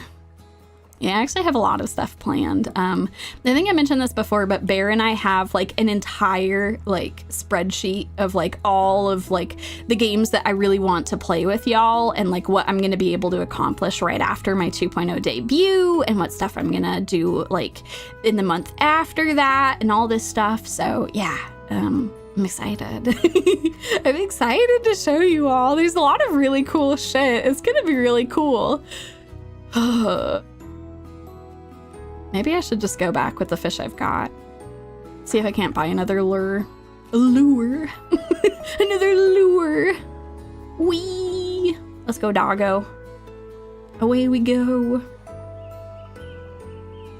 So it's funny. So I've had like the main theme song of Uma Musume, Make Debut, stuck in my head for like 2 days straight. But it actually has been competing with another earworm that I can't stop listening to. Some of you folks might have already watched this. I won't be talking about any major spoilers, so no worries if you haven't. But a movie came out this week on Netflix called K-pop Demon Hunters. And as someone who has been a fan of K-pop and still really enjoys like a lot of idol culture, like as far as like going like with idol fans to go watch concerts and getting super excited. There's plenty of things about idol culture I don't like. Like, I would like all of them to be more comfortable being open about being in relationships and stuff. I think that it's fine. Like, they can date people. That's okay. Also, they work so hard and so long. I want them to take more breaks. I think that would be really good for them. But yeah, even if you're not into K-pop, this film is really, really fun. It is amazing. Coco! I was gonna say, I feel like if you are even tangentially like into K-pop or have enjoyed it, I think you will have a blast watching this film.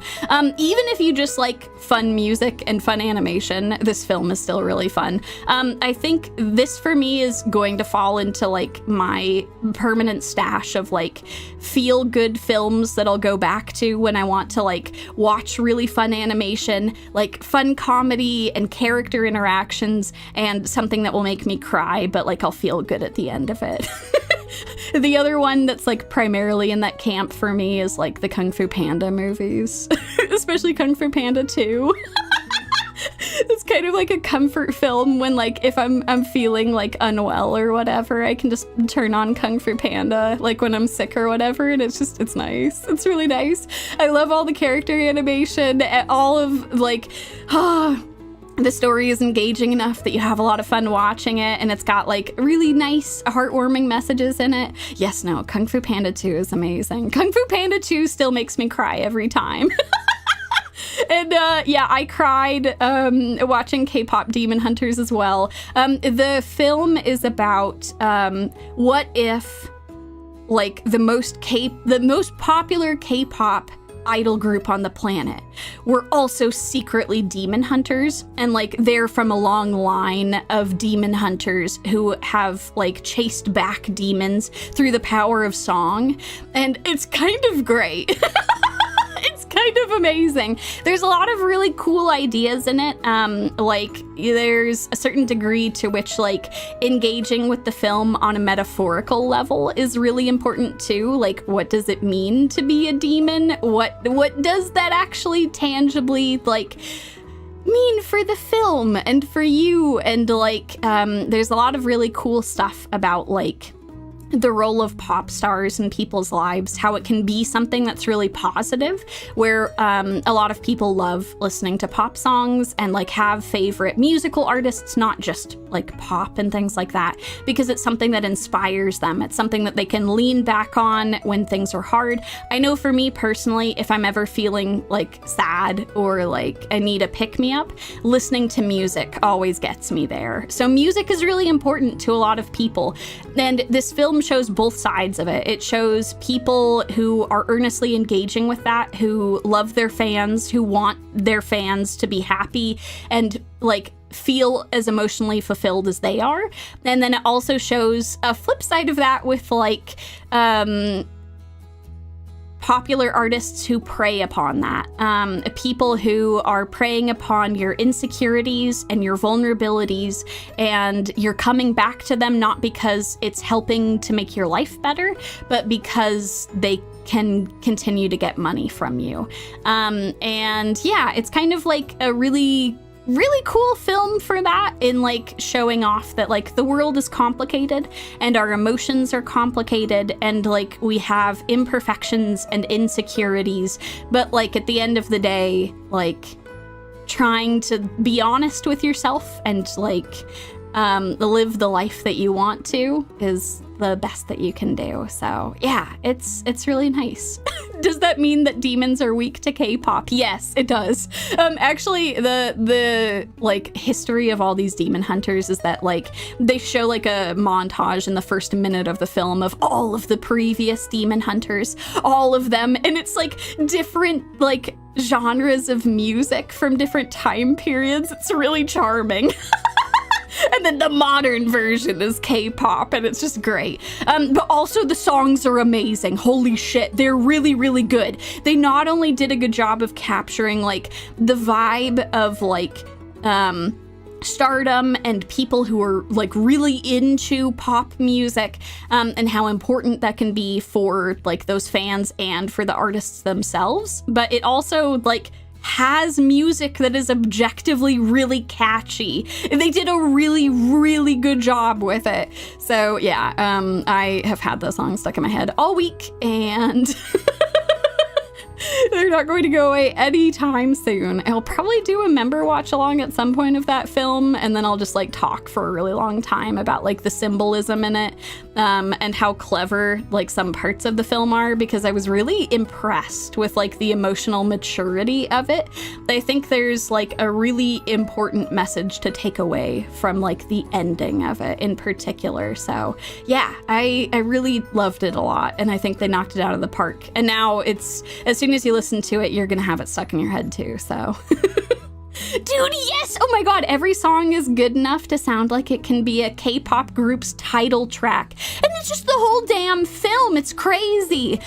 Probably my favorite song is Golden. I've listened to it over and over and over, but all of them are very good.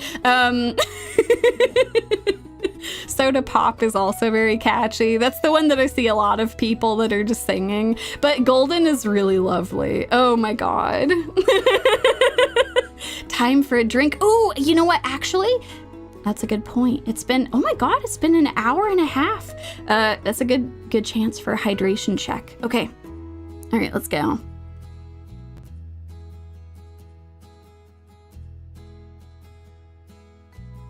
Oh my god, yeah.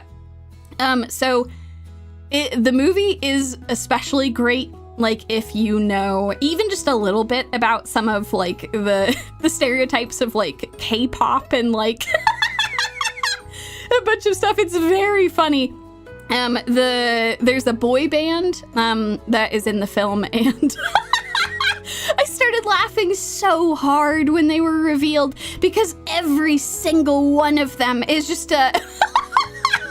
It's perfect. It's perfect. There's a dude whose face is just obscured by his hair. Like, you just can't see his eyes. His hair is just completely covering everything. They have this dude whose shirt is only theoretically held on through like a wish and a dream. He's just, yeah, abs. Who's played by Pro ZD, by the way. Oh my god, I was shocked when I heard that he was the one doing that voice. Holy shit. He's like the thirst trap of the film, who's just like constantly bursting out of any top that he's in.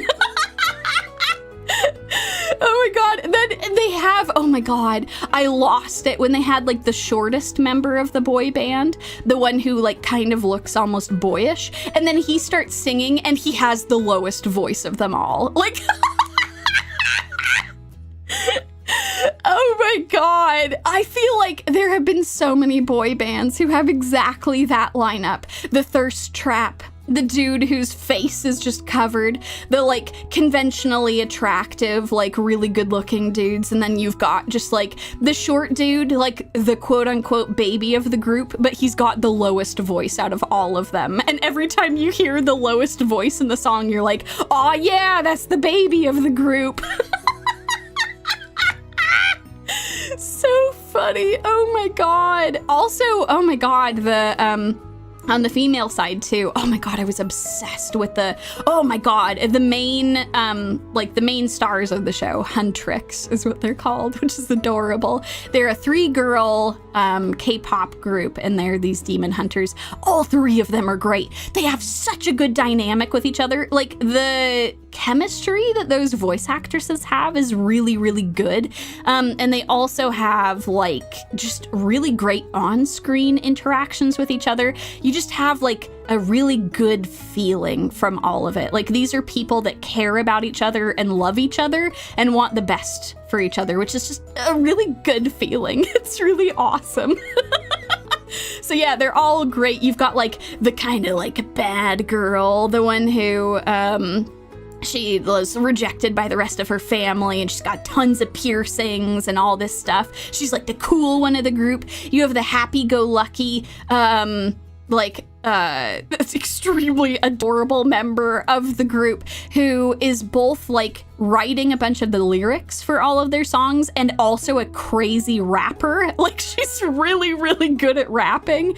And then you have like kind of the center of the group, who is just like, oh my god, she's a workaholic.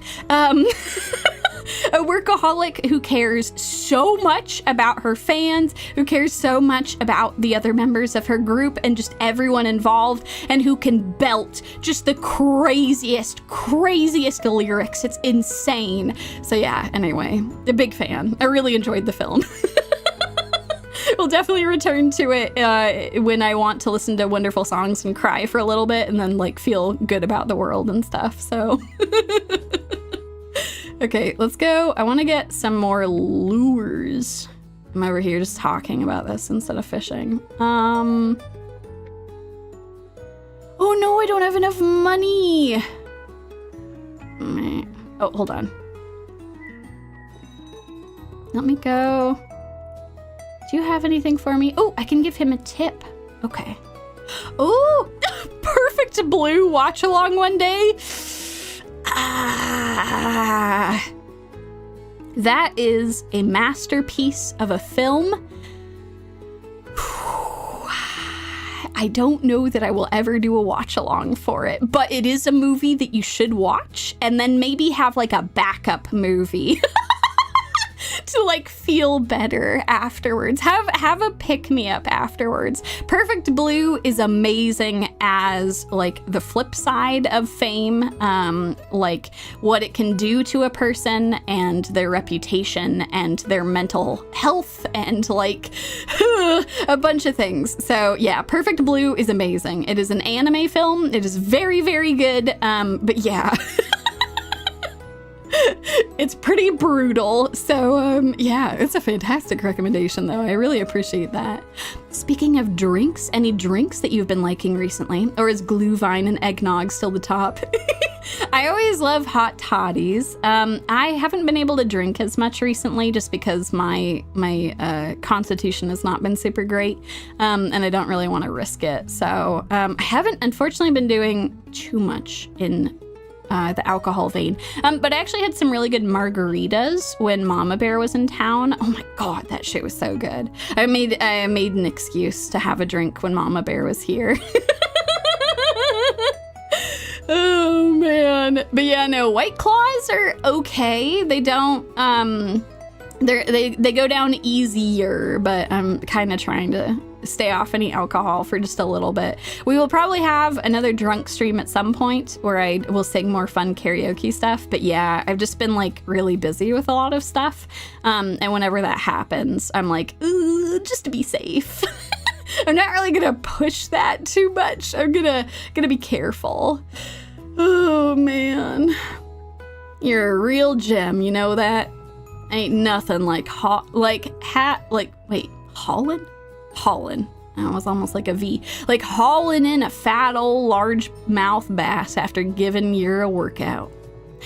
Heard there's a swarm of little rock bass up in the mistwood, thicker than skeeters on a July evening. Ooh, holy shit. That means there's a lot of them.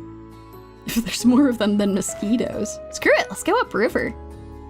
Oh man, soju is really good. I am a really big fan of whiskey, sake. God, most of what I have had to drink recently has been sake. Like if I'm going to drink anything at all. Sake is very tasty. I'm a big fan. Oh, look at that little cabin. That's so cute. Okay, let's stop here. Let's go. Oh yeah, I don't have any new bait. Okay, it's fine. I don't have any new bait anyway. Look at all these new species, damn. Hello. Hello, fishes. Come join me. Yes. Yes. You've not lived until you had a glass of whiskey while riding through a lazy river. God, that sounds great. That does sound so good. Holy shit. I feel like there's a lot of really awesome things about like floating down a lazy river. It's just good. It's good vibes. Just like a nice time. Oh, Mama Bear was awesome. She like saw how much Bear and I have been working, and she like has made it her mission to like take us on a fun vacation this year. She's like, I'm going to like, we're going to go on a fun vacation and you're going to relax. And you're gonna take some time off and it'll be good. So yeah, because like Bear and I do a lot of like staycations, or we'll go to like conventions and stuff. But yeah, no, she put her Mama Bear foot down and was like, we're doing this. Which is wonderful. So how do you manage to have time to do your job, channel, and have fun with Bear? If I'm being honest, I don't always have a lot of time. That's why my sleep schedule is kind of a mess, because what I end up sacrificing is sleep. I am a person who has been running on sleep. I was gonna say enough sleep, but that's not even true. But I would not, let's just say I wouldn't worry too much about that. That's all I'm gonna say. Look out for some cool stuff here in a little bit. But yeah, the short version is it is a lot. If you are a content creator, I think something that I have really appreciated a lot as a content creator is just like how much work it is, and also like how a lot of people also have full-time jobs while they're doing this. So a lot of your favorite content creators are in this position. It's a really cool place to be in if you can do this full-time.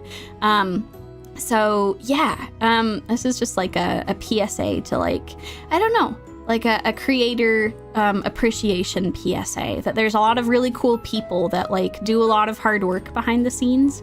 And yeah, it's really impressive, all the stuff they're able to do. If I'm being honest, sometimes I look at like the stuff I'm done and I'm like, how did I do that?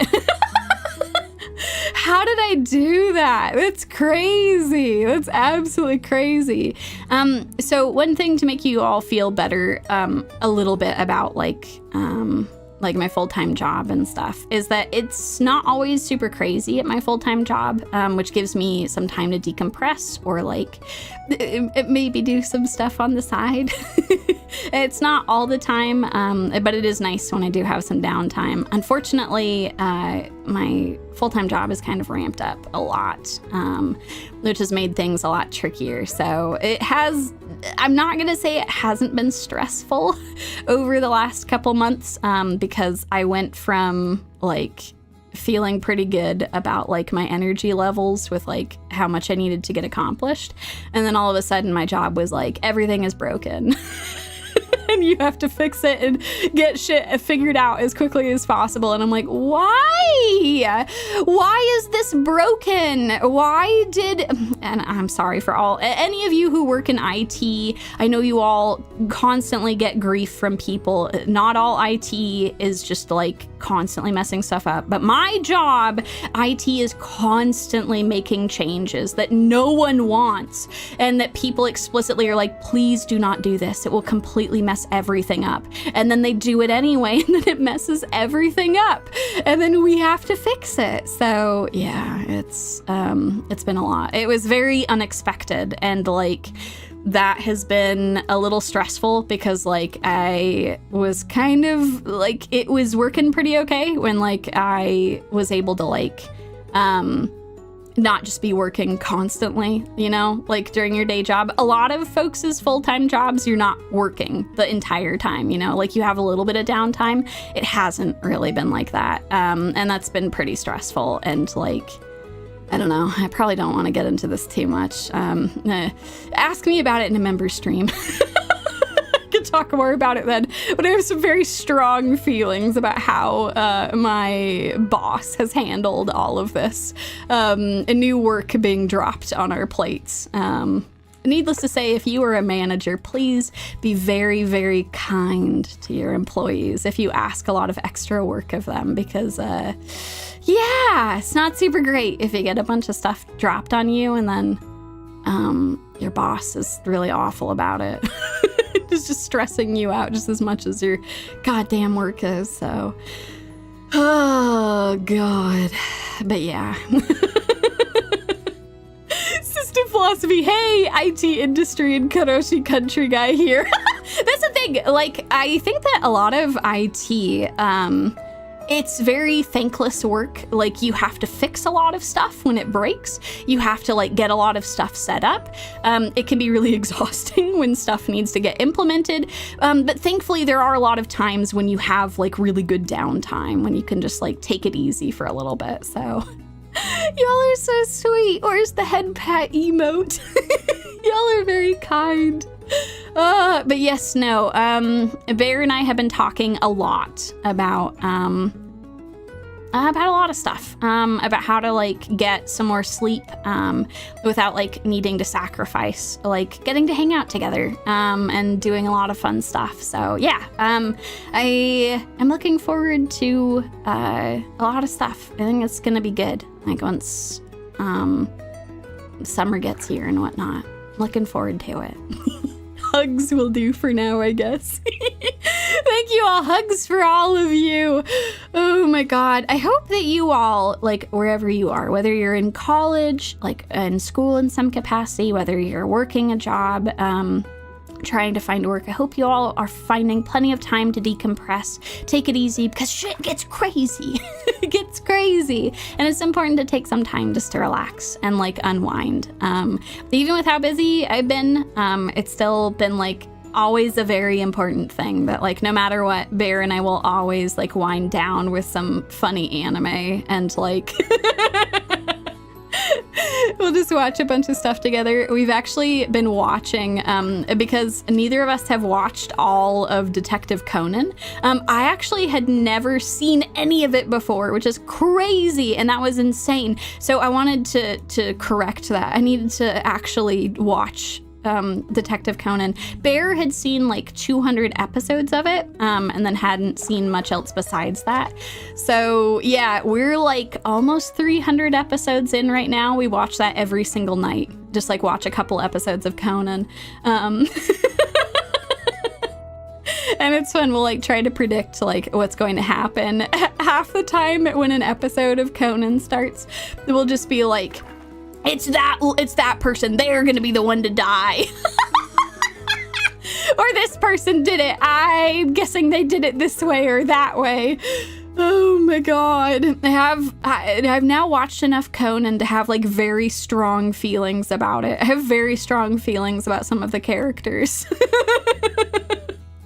Oh my God, that makes me so happy to hear. Here's the thing. That is one of the best things to hear, knowing that you all find my streams relaxing, even with some of the horrifying stories I tell. I'm sorry. I guess we could all laugh about the absurdity together. Oh my god. But yeah, no, that is seriously, like, if there's one thing I can do to, like, give back, like, just knowing that you all enjoy listening to me ramble or, like, play a bunch of these fun games, get excited, cry together, just, like, it's good. It makes me really happy, and it's wonderful to hear that it's really relaxing for you folks, too. Oh, man. Isaac, I always think of that comic where the guy has all his priorities stacked up. He's holding on the video games block, then squints and reaches for the sleep block. Don't have time for this. Or do I? Yeah, unfortunately, a lot of your favorite content creators are pretty chronically sleep deprived. But we are all trying to work on it. Honestly, I've been thinking a lot about how much of a workaholic I am. And, like, I do want to set aside more time to, like, decompress. A lot of the stuff I've been doing for the 2.0 has been, like, really, really cathartic. It's stuff that I have really, really wanted to do for a long time. And yeah, I'm just really excited to share it with you all. Like, it's been a lot of work, but yeah. I'm really excited for when I'll be able to finally show that to you all. And then yeah, like, once I've got everything all done, I'll be streaming actually a bunch right after the 2.0 just to, like, show off the model and play a bunch of fun games and do a bunch of cool stuff. So yeah, I think that will be very, very good. System philosophy, goddammit. If you get stressed, 1, drink whiskey or vodka. Put a fire on a cigar, real cigar, burn spirit in your mouth. Drink strong coffee when smoking. Alcohol, nicotine, caffeine, the trinity of vice. Yeah, here's the thing. There's a reason why those things are as addictive as they are. Remember to moderate yourselves. It's very important. It's very, very important. Also, nicotine is one of those things where, like, it can be really hard to kick that habit because a lot of folks will have, like, smoke breaks to decompress, and it ends up having this weird cycle where, like, kind of right before you need a smoke break, you can feel really irritable. There is a bunch of folks who smoked in the underground where I grew up, so I am fairly accustomed to the smoker life. For folks who are smoking, I don't want this to be any judgment. I know a lot of folks are trying to quit smoking if they are doing it, but yeah, it can definitely be hard. But yeah, know that it is possible, and you'll definitely have an easier time. There are, like, other ways to decompress besides that. Alcohol is an interesting bag because I think that alcohol can be really fun and, like, really nice. But again, it's important to moderate. Alcohol is, like, as I have discussed in the past, it is not good for you. Alcohol is not good for you. Don't let any stupid, like, I don't know, Monday morning newscaster who's, like, drinking a bunch of red wine be like, oh, and having a glass of wine a day is very safe. And you're like, no, it's not. It's actually not good for you. Alcohol, like many fun things, like many great things, is not great for you. So do be sure to moderate. It is important for your long-term health. So, yes. Yeah, that's a good way of putting it. It's a waste byproduct. It's a very tasty waste byproduct, but it is a waste byproduct. Oh, God. Yeah, you know, oh my gosh, lictinatus. That's actually a really good point. A lot of jobs incentivize smoking too, so you get to take a break.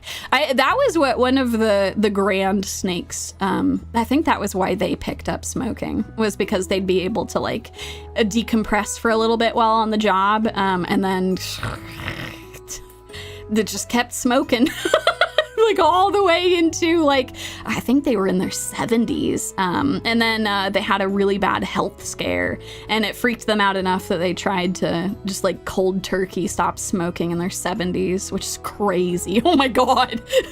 Like what a time to stop smoking. But yeah, let's go look at bait. Sure, let's get that. Let's go away from the dock. But I guess that goes to show you that it is never too late to stop smoking. It is possible, but maybe don't wait until you're 70. It will have quite a toll on your body at that point, so if you can go earlier, that would be great. That's actually a good point, System Philosophy. Thankfully, a lot of places have realized that they were like low-key incentivizing people to smoke so they could take breaks. A lot of places, thankfully, are like having mandated breaks now, which I think is good. Like, it's important to make sure that people can take breaks. Honestly, I wish they did more. In my country, I think it's like 30 minutes in like a day. How crazy is that? 30 minutes over the course of like an entire day? I don't know. That's not enough time. Oh yes, bite on to look at that tasty lure. Tasty, tasty. Oh geez. But yeah, it is important, like when you're in your off time and stuff, to find good ways to decompress and stuff. So yeah. Oh, I got a steelhead, y'all. Let's go. Let's go. Oh man.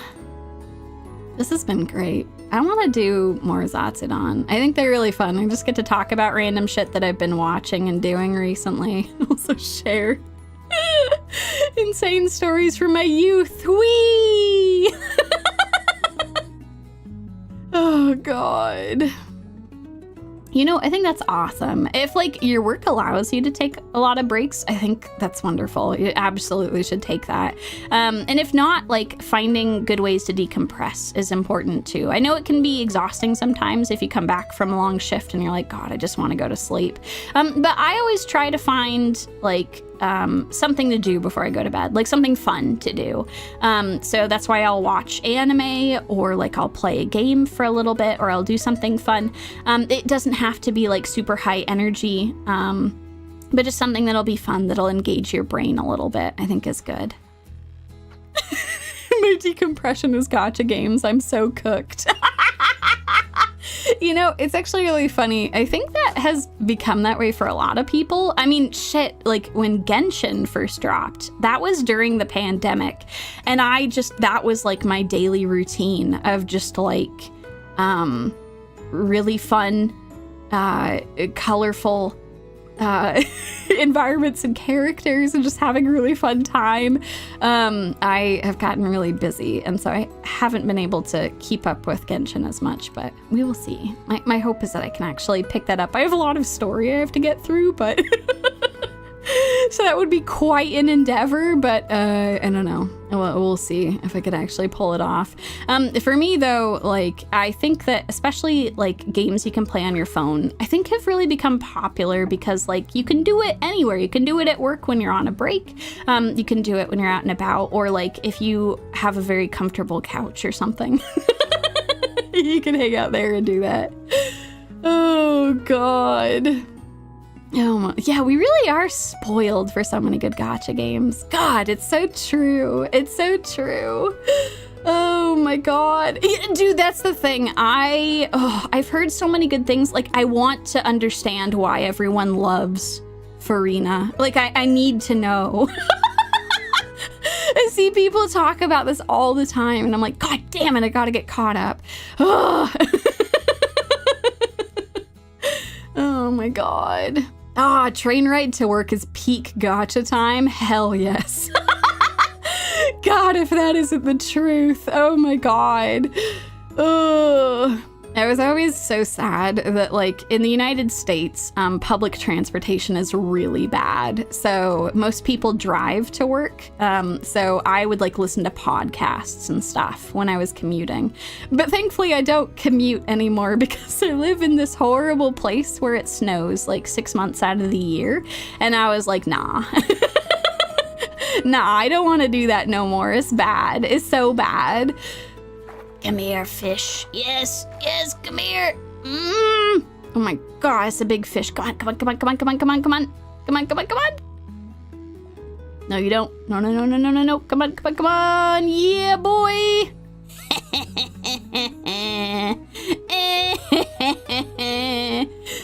Oh, man. You know, guess that is the really nice thing, too, is because there's so many different gachas. Like, if one of them doesn't click with you, like, that's fine.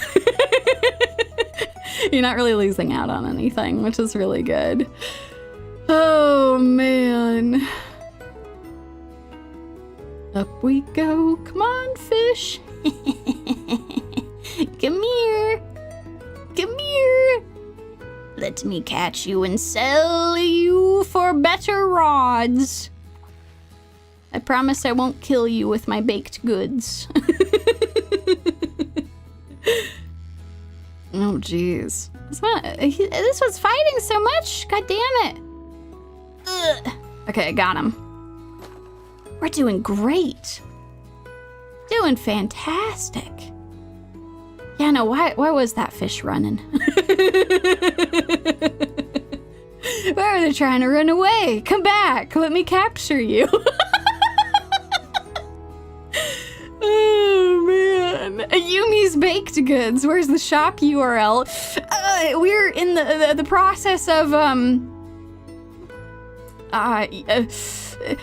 getting our license back after it was suspended for murdering several people. But it's fine. Once that's all squared away, I'll be able to open the bakery again, and then you'll be able to gacha with your own life. It'll be great. Bring the whole family. You'll be able to try all of my baked goods, and I promise only 50% of you might perish. And it'll all be good. Yumie, if you turn up to a party with a cake, does that count as wielding a lethal weapon? I hate how clever that is.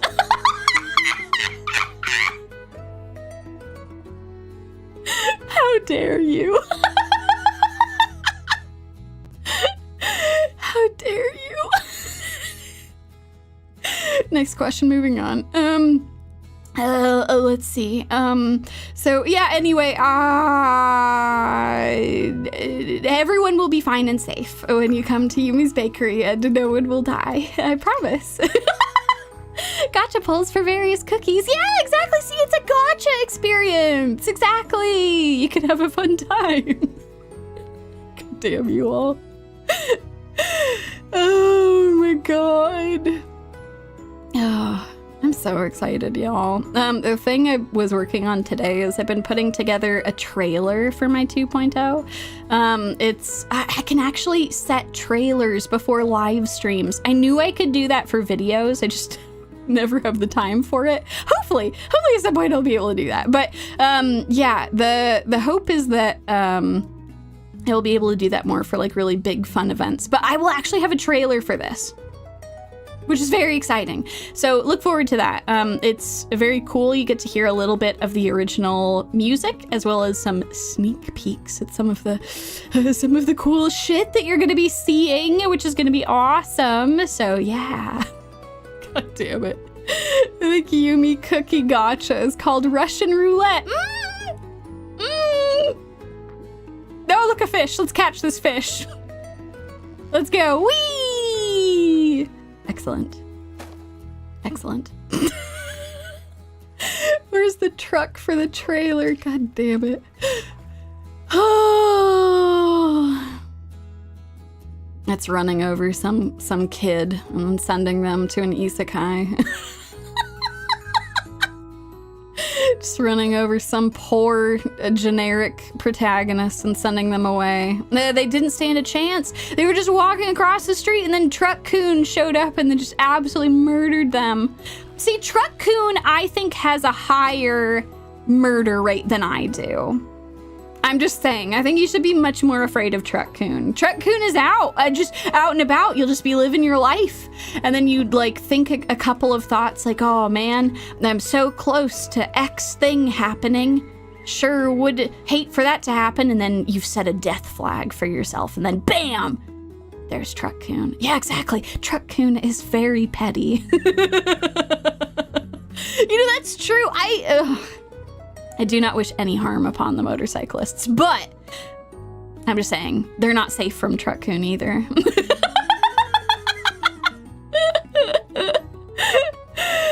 Oh, God. I guess that's fair. Truck Coon does send you to magical worlds.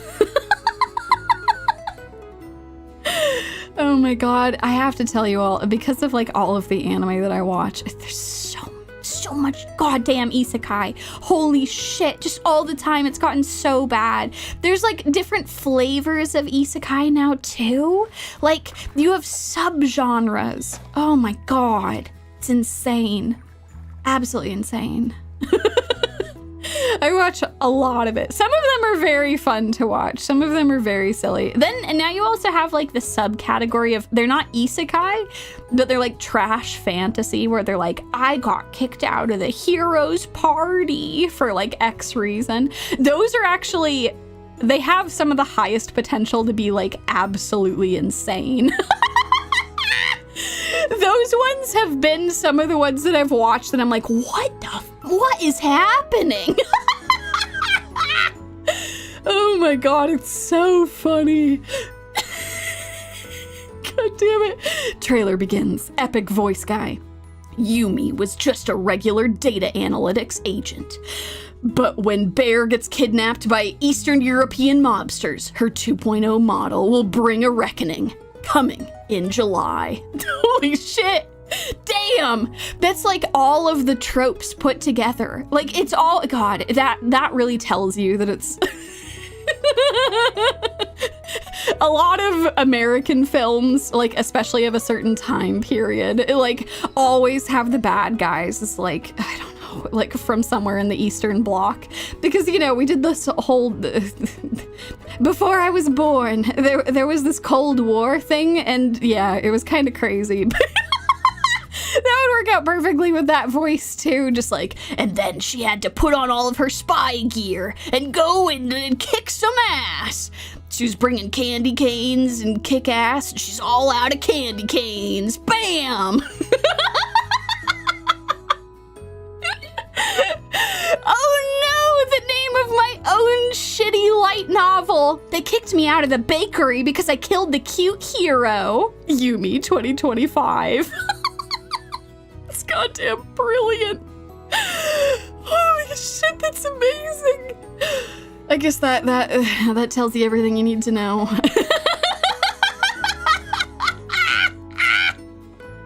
Coming in July of 2025. Now you too can be charmed and horrified by the antics of this snake lady, and hopefully she won't kill anyone in this new world.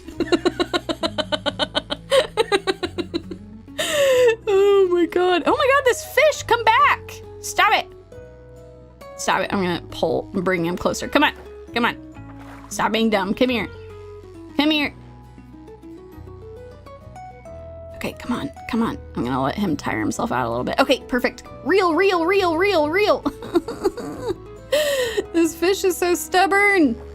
Yes.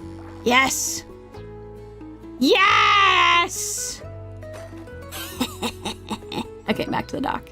Away we go. Yumie was a small town snack lady who didn't know of the surface, but that all changed when a bear arrived. See in theaters. Crab cakes are tasty. Oh my god. This is the title of my memoir.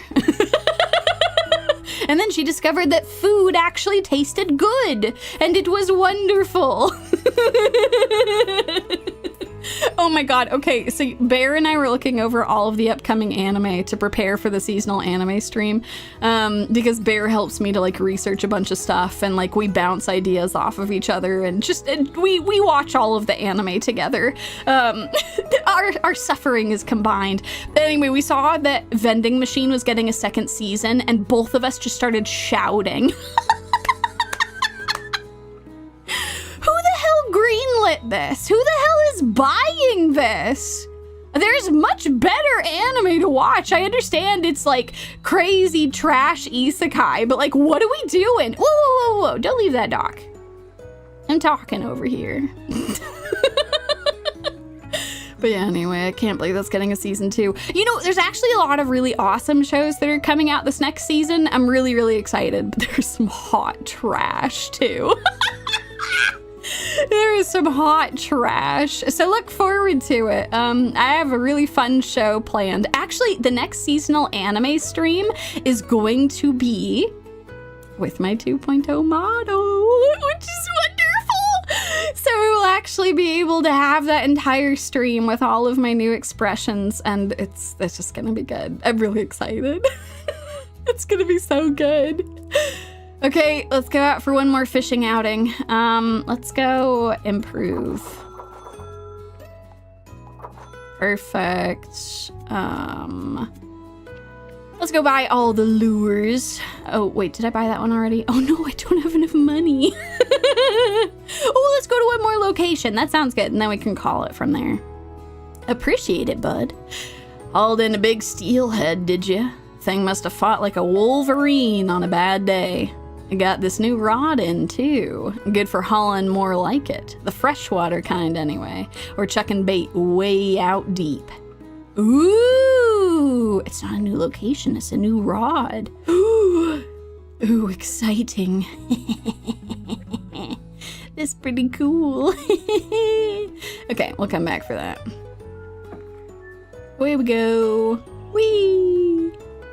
Doo-doo-doo. Oh my god, yes! Oh my god, you are going to have such a fun time watching Mono. Oh my god, I love Mono so much. It is, you will hear me talk about it more, but it is everything and more that I could have hoped for. I am so thoroughly impressed with the entire production, and I desperately hope they make an English Blu-ray, because I will buy it. I will buy it so fast. Oh my god. Oh, so when we hear about the rant of anime slashing too much content from the source material, oh, yeah, it feels like it's happening more often now. This is correct. I think that a lot of anime productions have done a much better job of adapting the original works. Anime used to do a lot more original endings.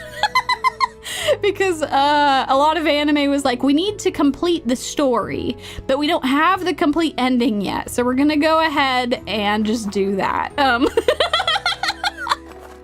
But nowadays, they try to stick pretty close to the original source material. I actually think sometimes they might stick too close. I think there's times where it's okay to like put another spin on things or like expound more on something. But yeah, I think that like by and large, I think it's awesome that a lot of folks get inspired to go and check out a lot of the manga, because that's where the source material is, right? Like that's where like the story is. So a lot of places are more okay with having an anime like not have a full conclusion, because they know that a bunch of folks will go and support the original work, which is great, because then we could potentially like get even more of an awesome story.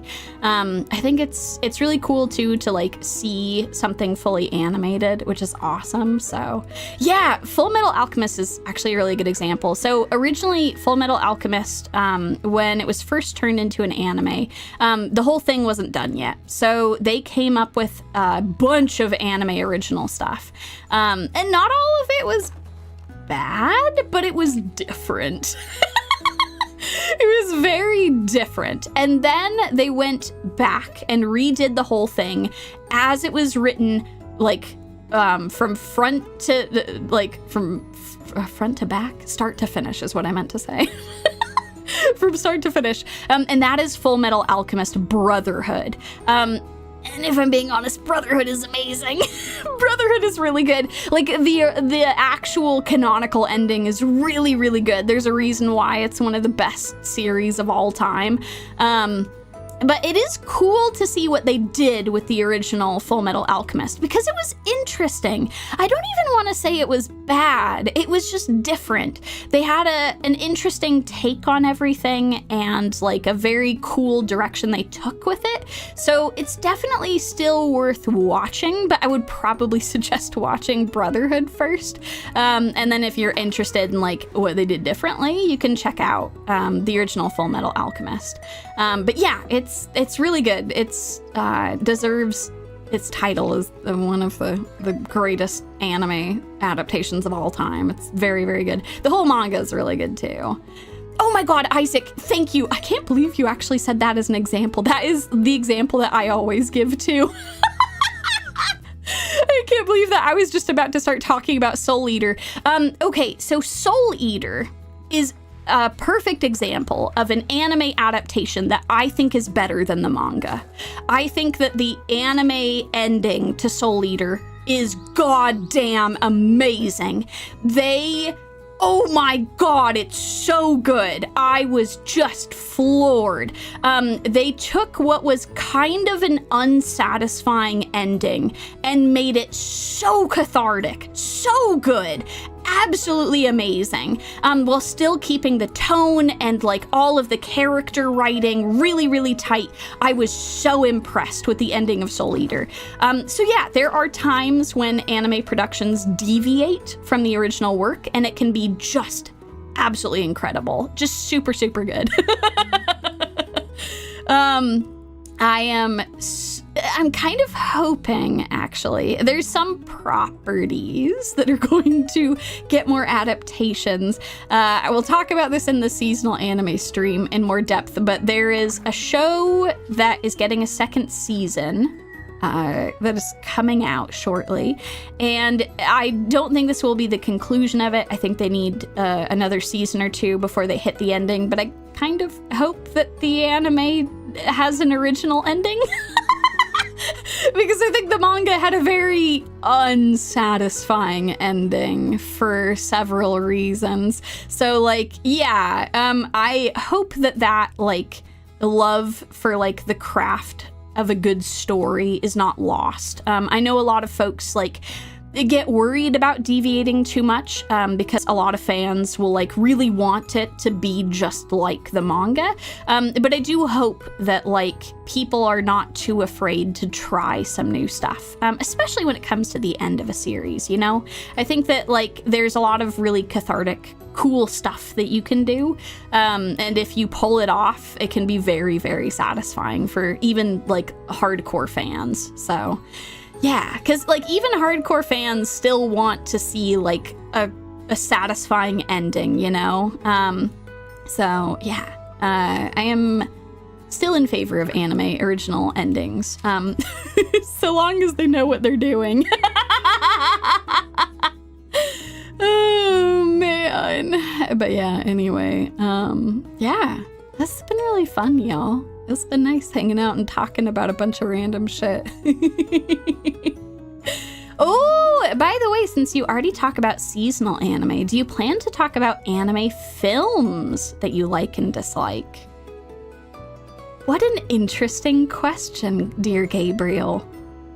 Perhaps I do have plans to do just this thing. That is actually an incredible question. Look forward to the next couple of weeks. I might have something planned that is in that vein. So, yeah, have fun.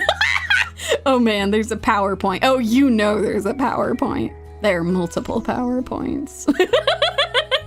But yeah, no, anime movies are kind of their own thing. It's been kind of hard to fit them into seasonal anime reviews because some films release in different times for like different countries. And so that can be really hard because like you might not have had the opportunity to see a movie, or like it might not have even released in your country. And that's really tricky to deal with. But yes, I would love to talk about anime films. I think that would be quite great. There are many properties of which I would like to discuss. Oh, man.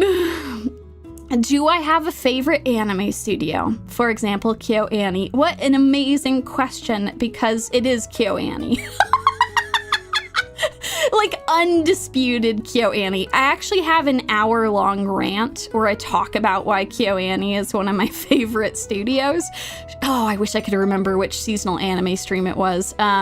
It's one of the earlier ones where I talk extensively about exploitation in the anime industry. And KyoAni is amazing because they treat their workers so well. They do not pick up a lot of projects. They pay their workers very well. They have on-site childcare, which is like just should be a more common thing, but isn't. But yeah, KyoAni is amazing. They treat their staff well. They do amazing work. Like, goddamn, their animation is amazing. In fact, there's a KyoAni work that's going to come out next season, and Bear and I are just like frothing at the mouth.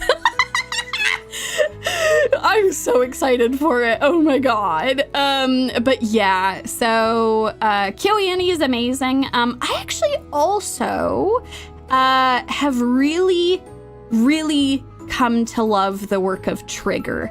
Actually, like, some of Trigger's earliest work, just like I didn't vibe with. It just wasn't really my jam, but it was very well animated. And I know that they don't take on a lot of projects, so like the hope there is that they aren't crunching their staff as a result.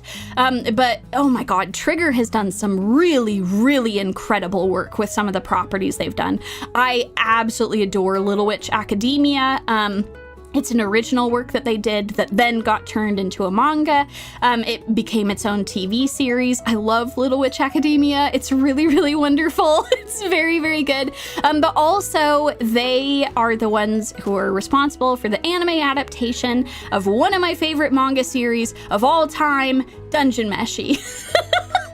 I love Dungeon Meshi, and they have crushed the anime adaptation. They have brought in so many new fans of the series, and they have just done such a good job. I am so excited for when season 2 drops. You all are not prepared for the end of the series. I am so excited. I love Dungeon Meshi. So yeah, yeah, I'd probably say like top 2 favorite studios it would be KyoAni, because KyoAni is just my favorite, and I've really loved a lot of Trigger's work. I don't love everything they've done, but I commend them because the animation is always really gorgeous. So yeah, right, dude, right? Trigger is the one who, they are responsible for Dungeon Meshi. They are so good at what they do. Oh my god, amazing. So yeah, Dungeon Meshi is amazing. If you haven't watched it, go watch it. It's really good. I own the entire series and like all of the supplemental stuff. The author keeps releasing like fun appendices and stuff, and I just keep buying them. The manga is really good. Oh my god, it's amazing. A manga and anime, both amazing. Absolutely fantastic. Huge fan. So excited for the seasonal anime stream. There's a bunch of really fun shit that I've got planned for that. It's gonna be fantastic. Oh man. Seasonal anime. Oh, yo, Gabriel! MVP over here, thank you. Because yeah, you all were saying that it was when I had a rant about Mappa. Thank you for looking that up. Okay, so the 1 hour rant where I rant about exploitative working conditions, and also praise KyoAni for being just amazing. You can find that in my seasonal anime 2024 fall favorites and winter hype. I talk about them there. Thank you. That was awesome. Thank you for looking that up. God damn. I was going to look that up after the stream and pin that as a comment, so that's perfect. Thank you. God damn. Y'all are absolutely on it. Oh my god, Isaac, you were looking into it too. Y'all are fantastic. Holy shit. I feel extremely lucky that, like, y'all have found the channel and just have had such a fun time. I think it can be really hard sometimes with, like, how big the internet is to, like, always find, like, cool people that you want to follow. Like, I've had that happen so much where I've found someone and been like, where have you been all my life? How have I never found you before now? So I think it's always awesome when, like, everything comes together and you're able to find, like, a cool place to hang and have a good time. And y'all have just, like, made this shit super awesome. So thank you. I am gonna get super sappy about this during the 2.0, but, like, a huge portion of it is just, like, a huge thank you to you all for just being really awesome, supportive, kind, funny people who have just, like, made the entire channel just an amazing community. Like, there's only so much that I can do as a content creator, and, like, you all have, like, gone above and beyond to make such an awesome community of people. So yeah, I don't know, just give yourselves a huge pat on the back. Y'all are really cool. Really cool and awesome, and I think this is gonna be a really fun celebration. I hope not too much. I don't want to cry. Well, I'll try not to do much, but I am sorry in advance for the lore video. Oh man. But yeah, it's been really good. It's really cool how many folks have found the channel. You know, I know that some folks who have been here for a while found me from some of my, like, lore videos with Blue Archive, but it's been cool because I've had a bunch of folks who have found me from a lot of stuff. I know some of you found me from my indie streams. Some of you found me from, like, me being posted on Reddit. Which is wild. You thought I seemed cool, or, like, you saw the awesome animation that Furisen did. A bunch of folks have found the channel from Star Rail, and then I've been getting new comments from, like, Umamusume people. It's cool. It's awesome. It's nice to see, like, all of the different ways that folks have found this community. It's really awesome. Oh, man. Alrighty, folks. I'm looking at the time. I'm gonna try to get a tiny bit more work done. I promise not a whole bunch more. But I wanted to do the final touches on this fun trailer, just so it's all ready to go. Then I don't have to worry about it when Monday rolls around. Oh, man. But yeah, thank you all so much for hanging out. This was super fun. I have had such a fun time with y'all. Oh my god, look at that deer in the background. Just bobbing his head. Just vibing with the music. But yeah, I hope you all have an absolutely fantastic weekend. Look out for some cool stuff that will be dropping, and drum roll! Look out for the waiting room for my 2.0 debut next week on the channel. It is still 2 weeks out, but the waiting room is going to be posted as soon as July hits. So look forward to that. I think that will be fantastic. I will have a trailer for it. You'll get to listen to it whenever you pop by to check out the waiting room. And yeah, I will have some other cool reveals. I have one more lore preview that I will show you all. It is really good. I'm really happy with how it turned out. It's one of, like, the really pivotal transformations in my lore video. So yeah, I think it's gonna be really good. Alrighty, folks, wherever you are in the world, I hope you have an absolutely fantastic rest of your day. Get some rest, have a good time, and don't run up escalators the wrong way. Just a piece of advice. From many years later, Snack Lady. Alrighty, folks, until next time, it's Yumie!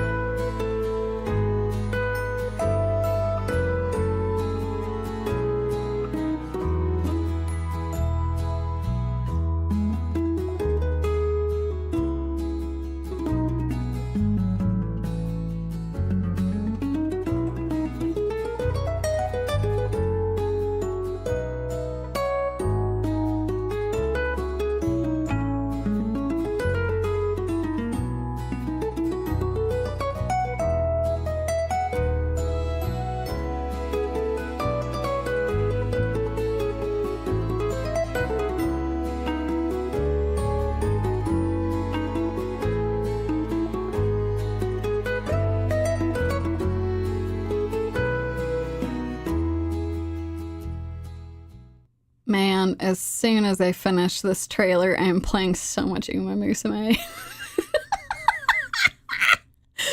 Oh my god. They can't hold me back for long. I gotta go and see my adorable horse girls.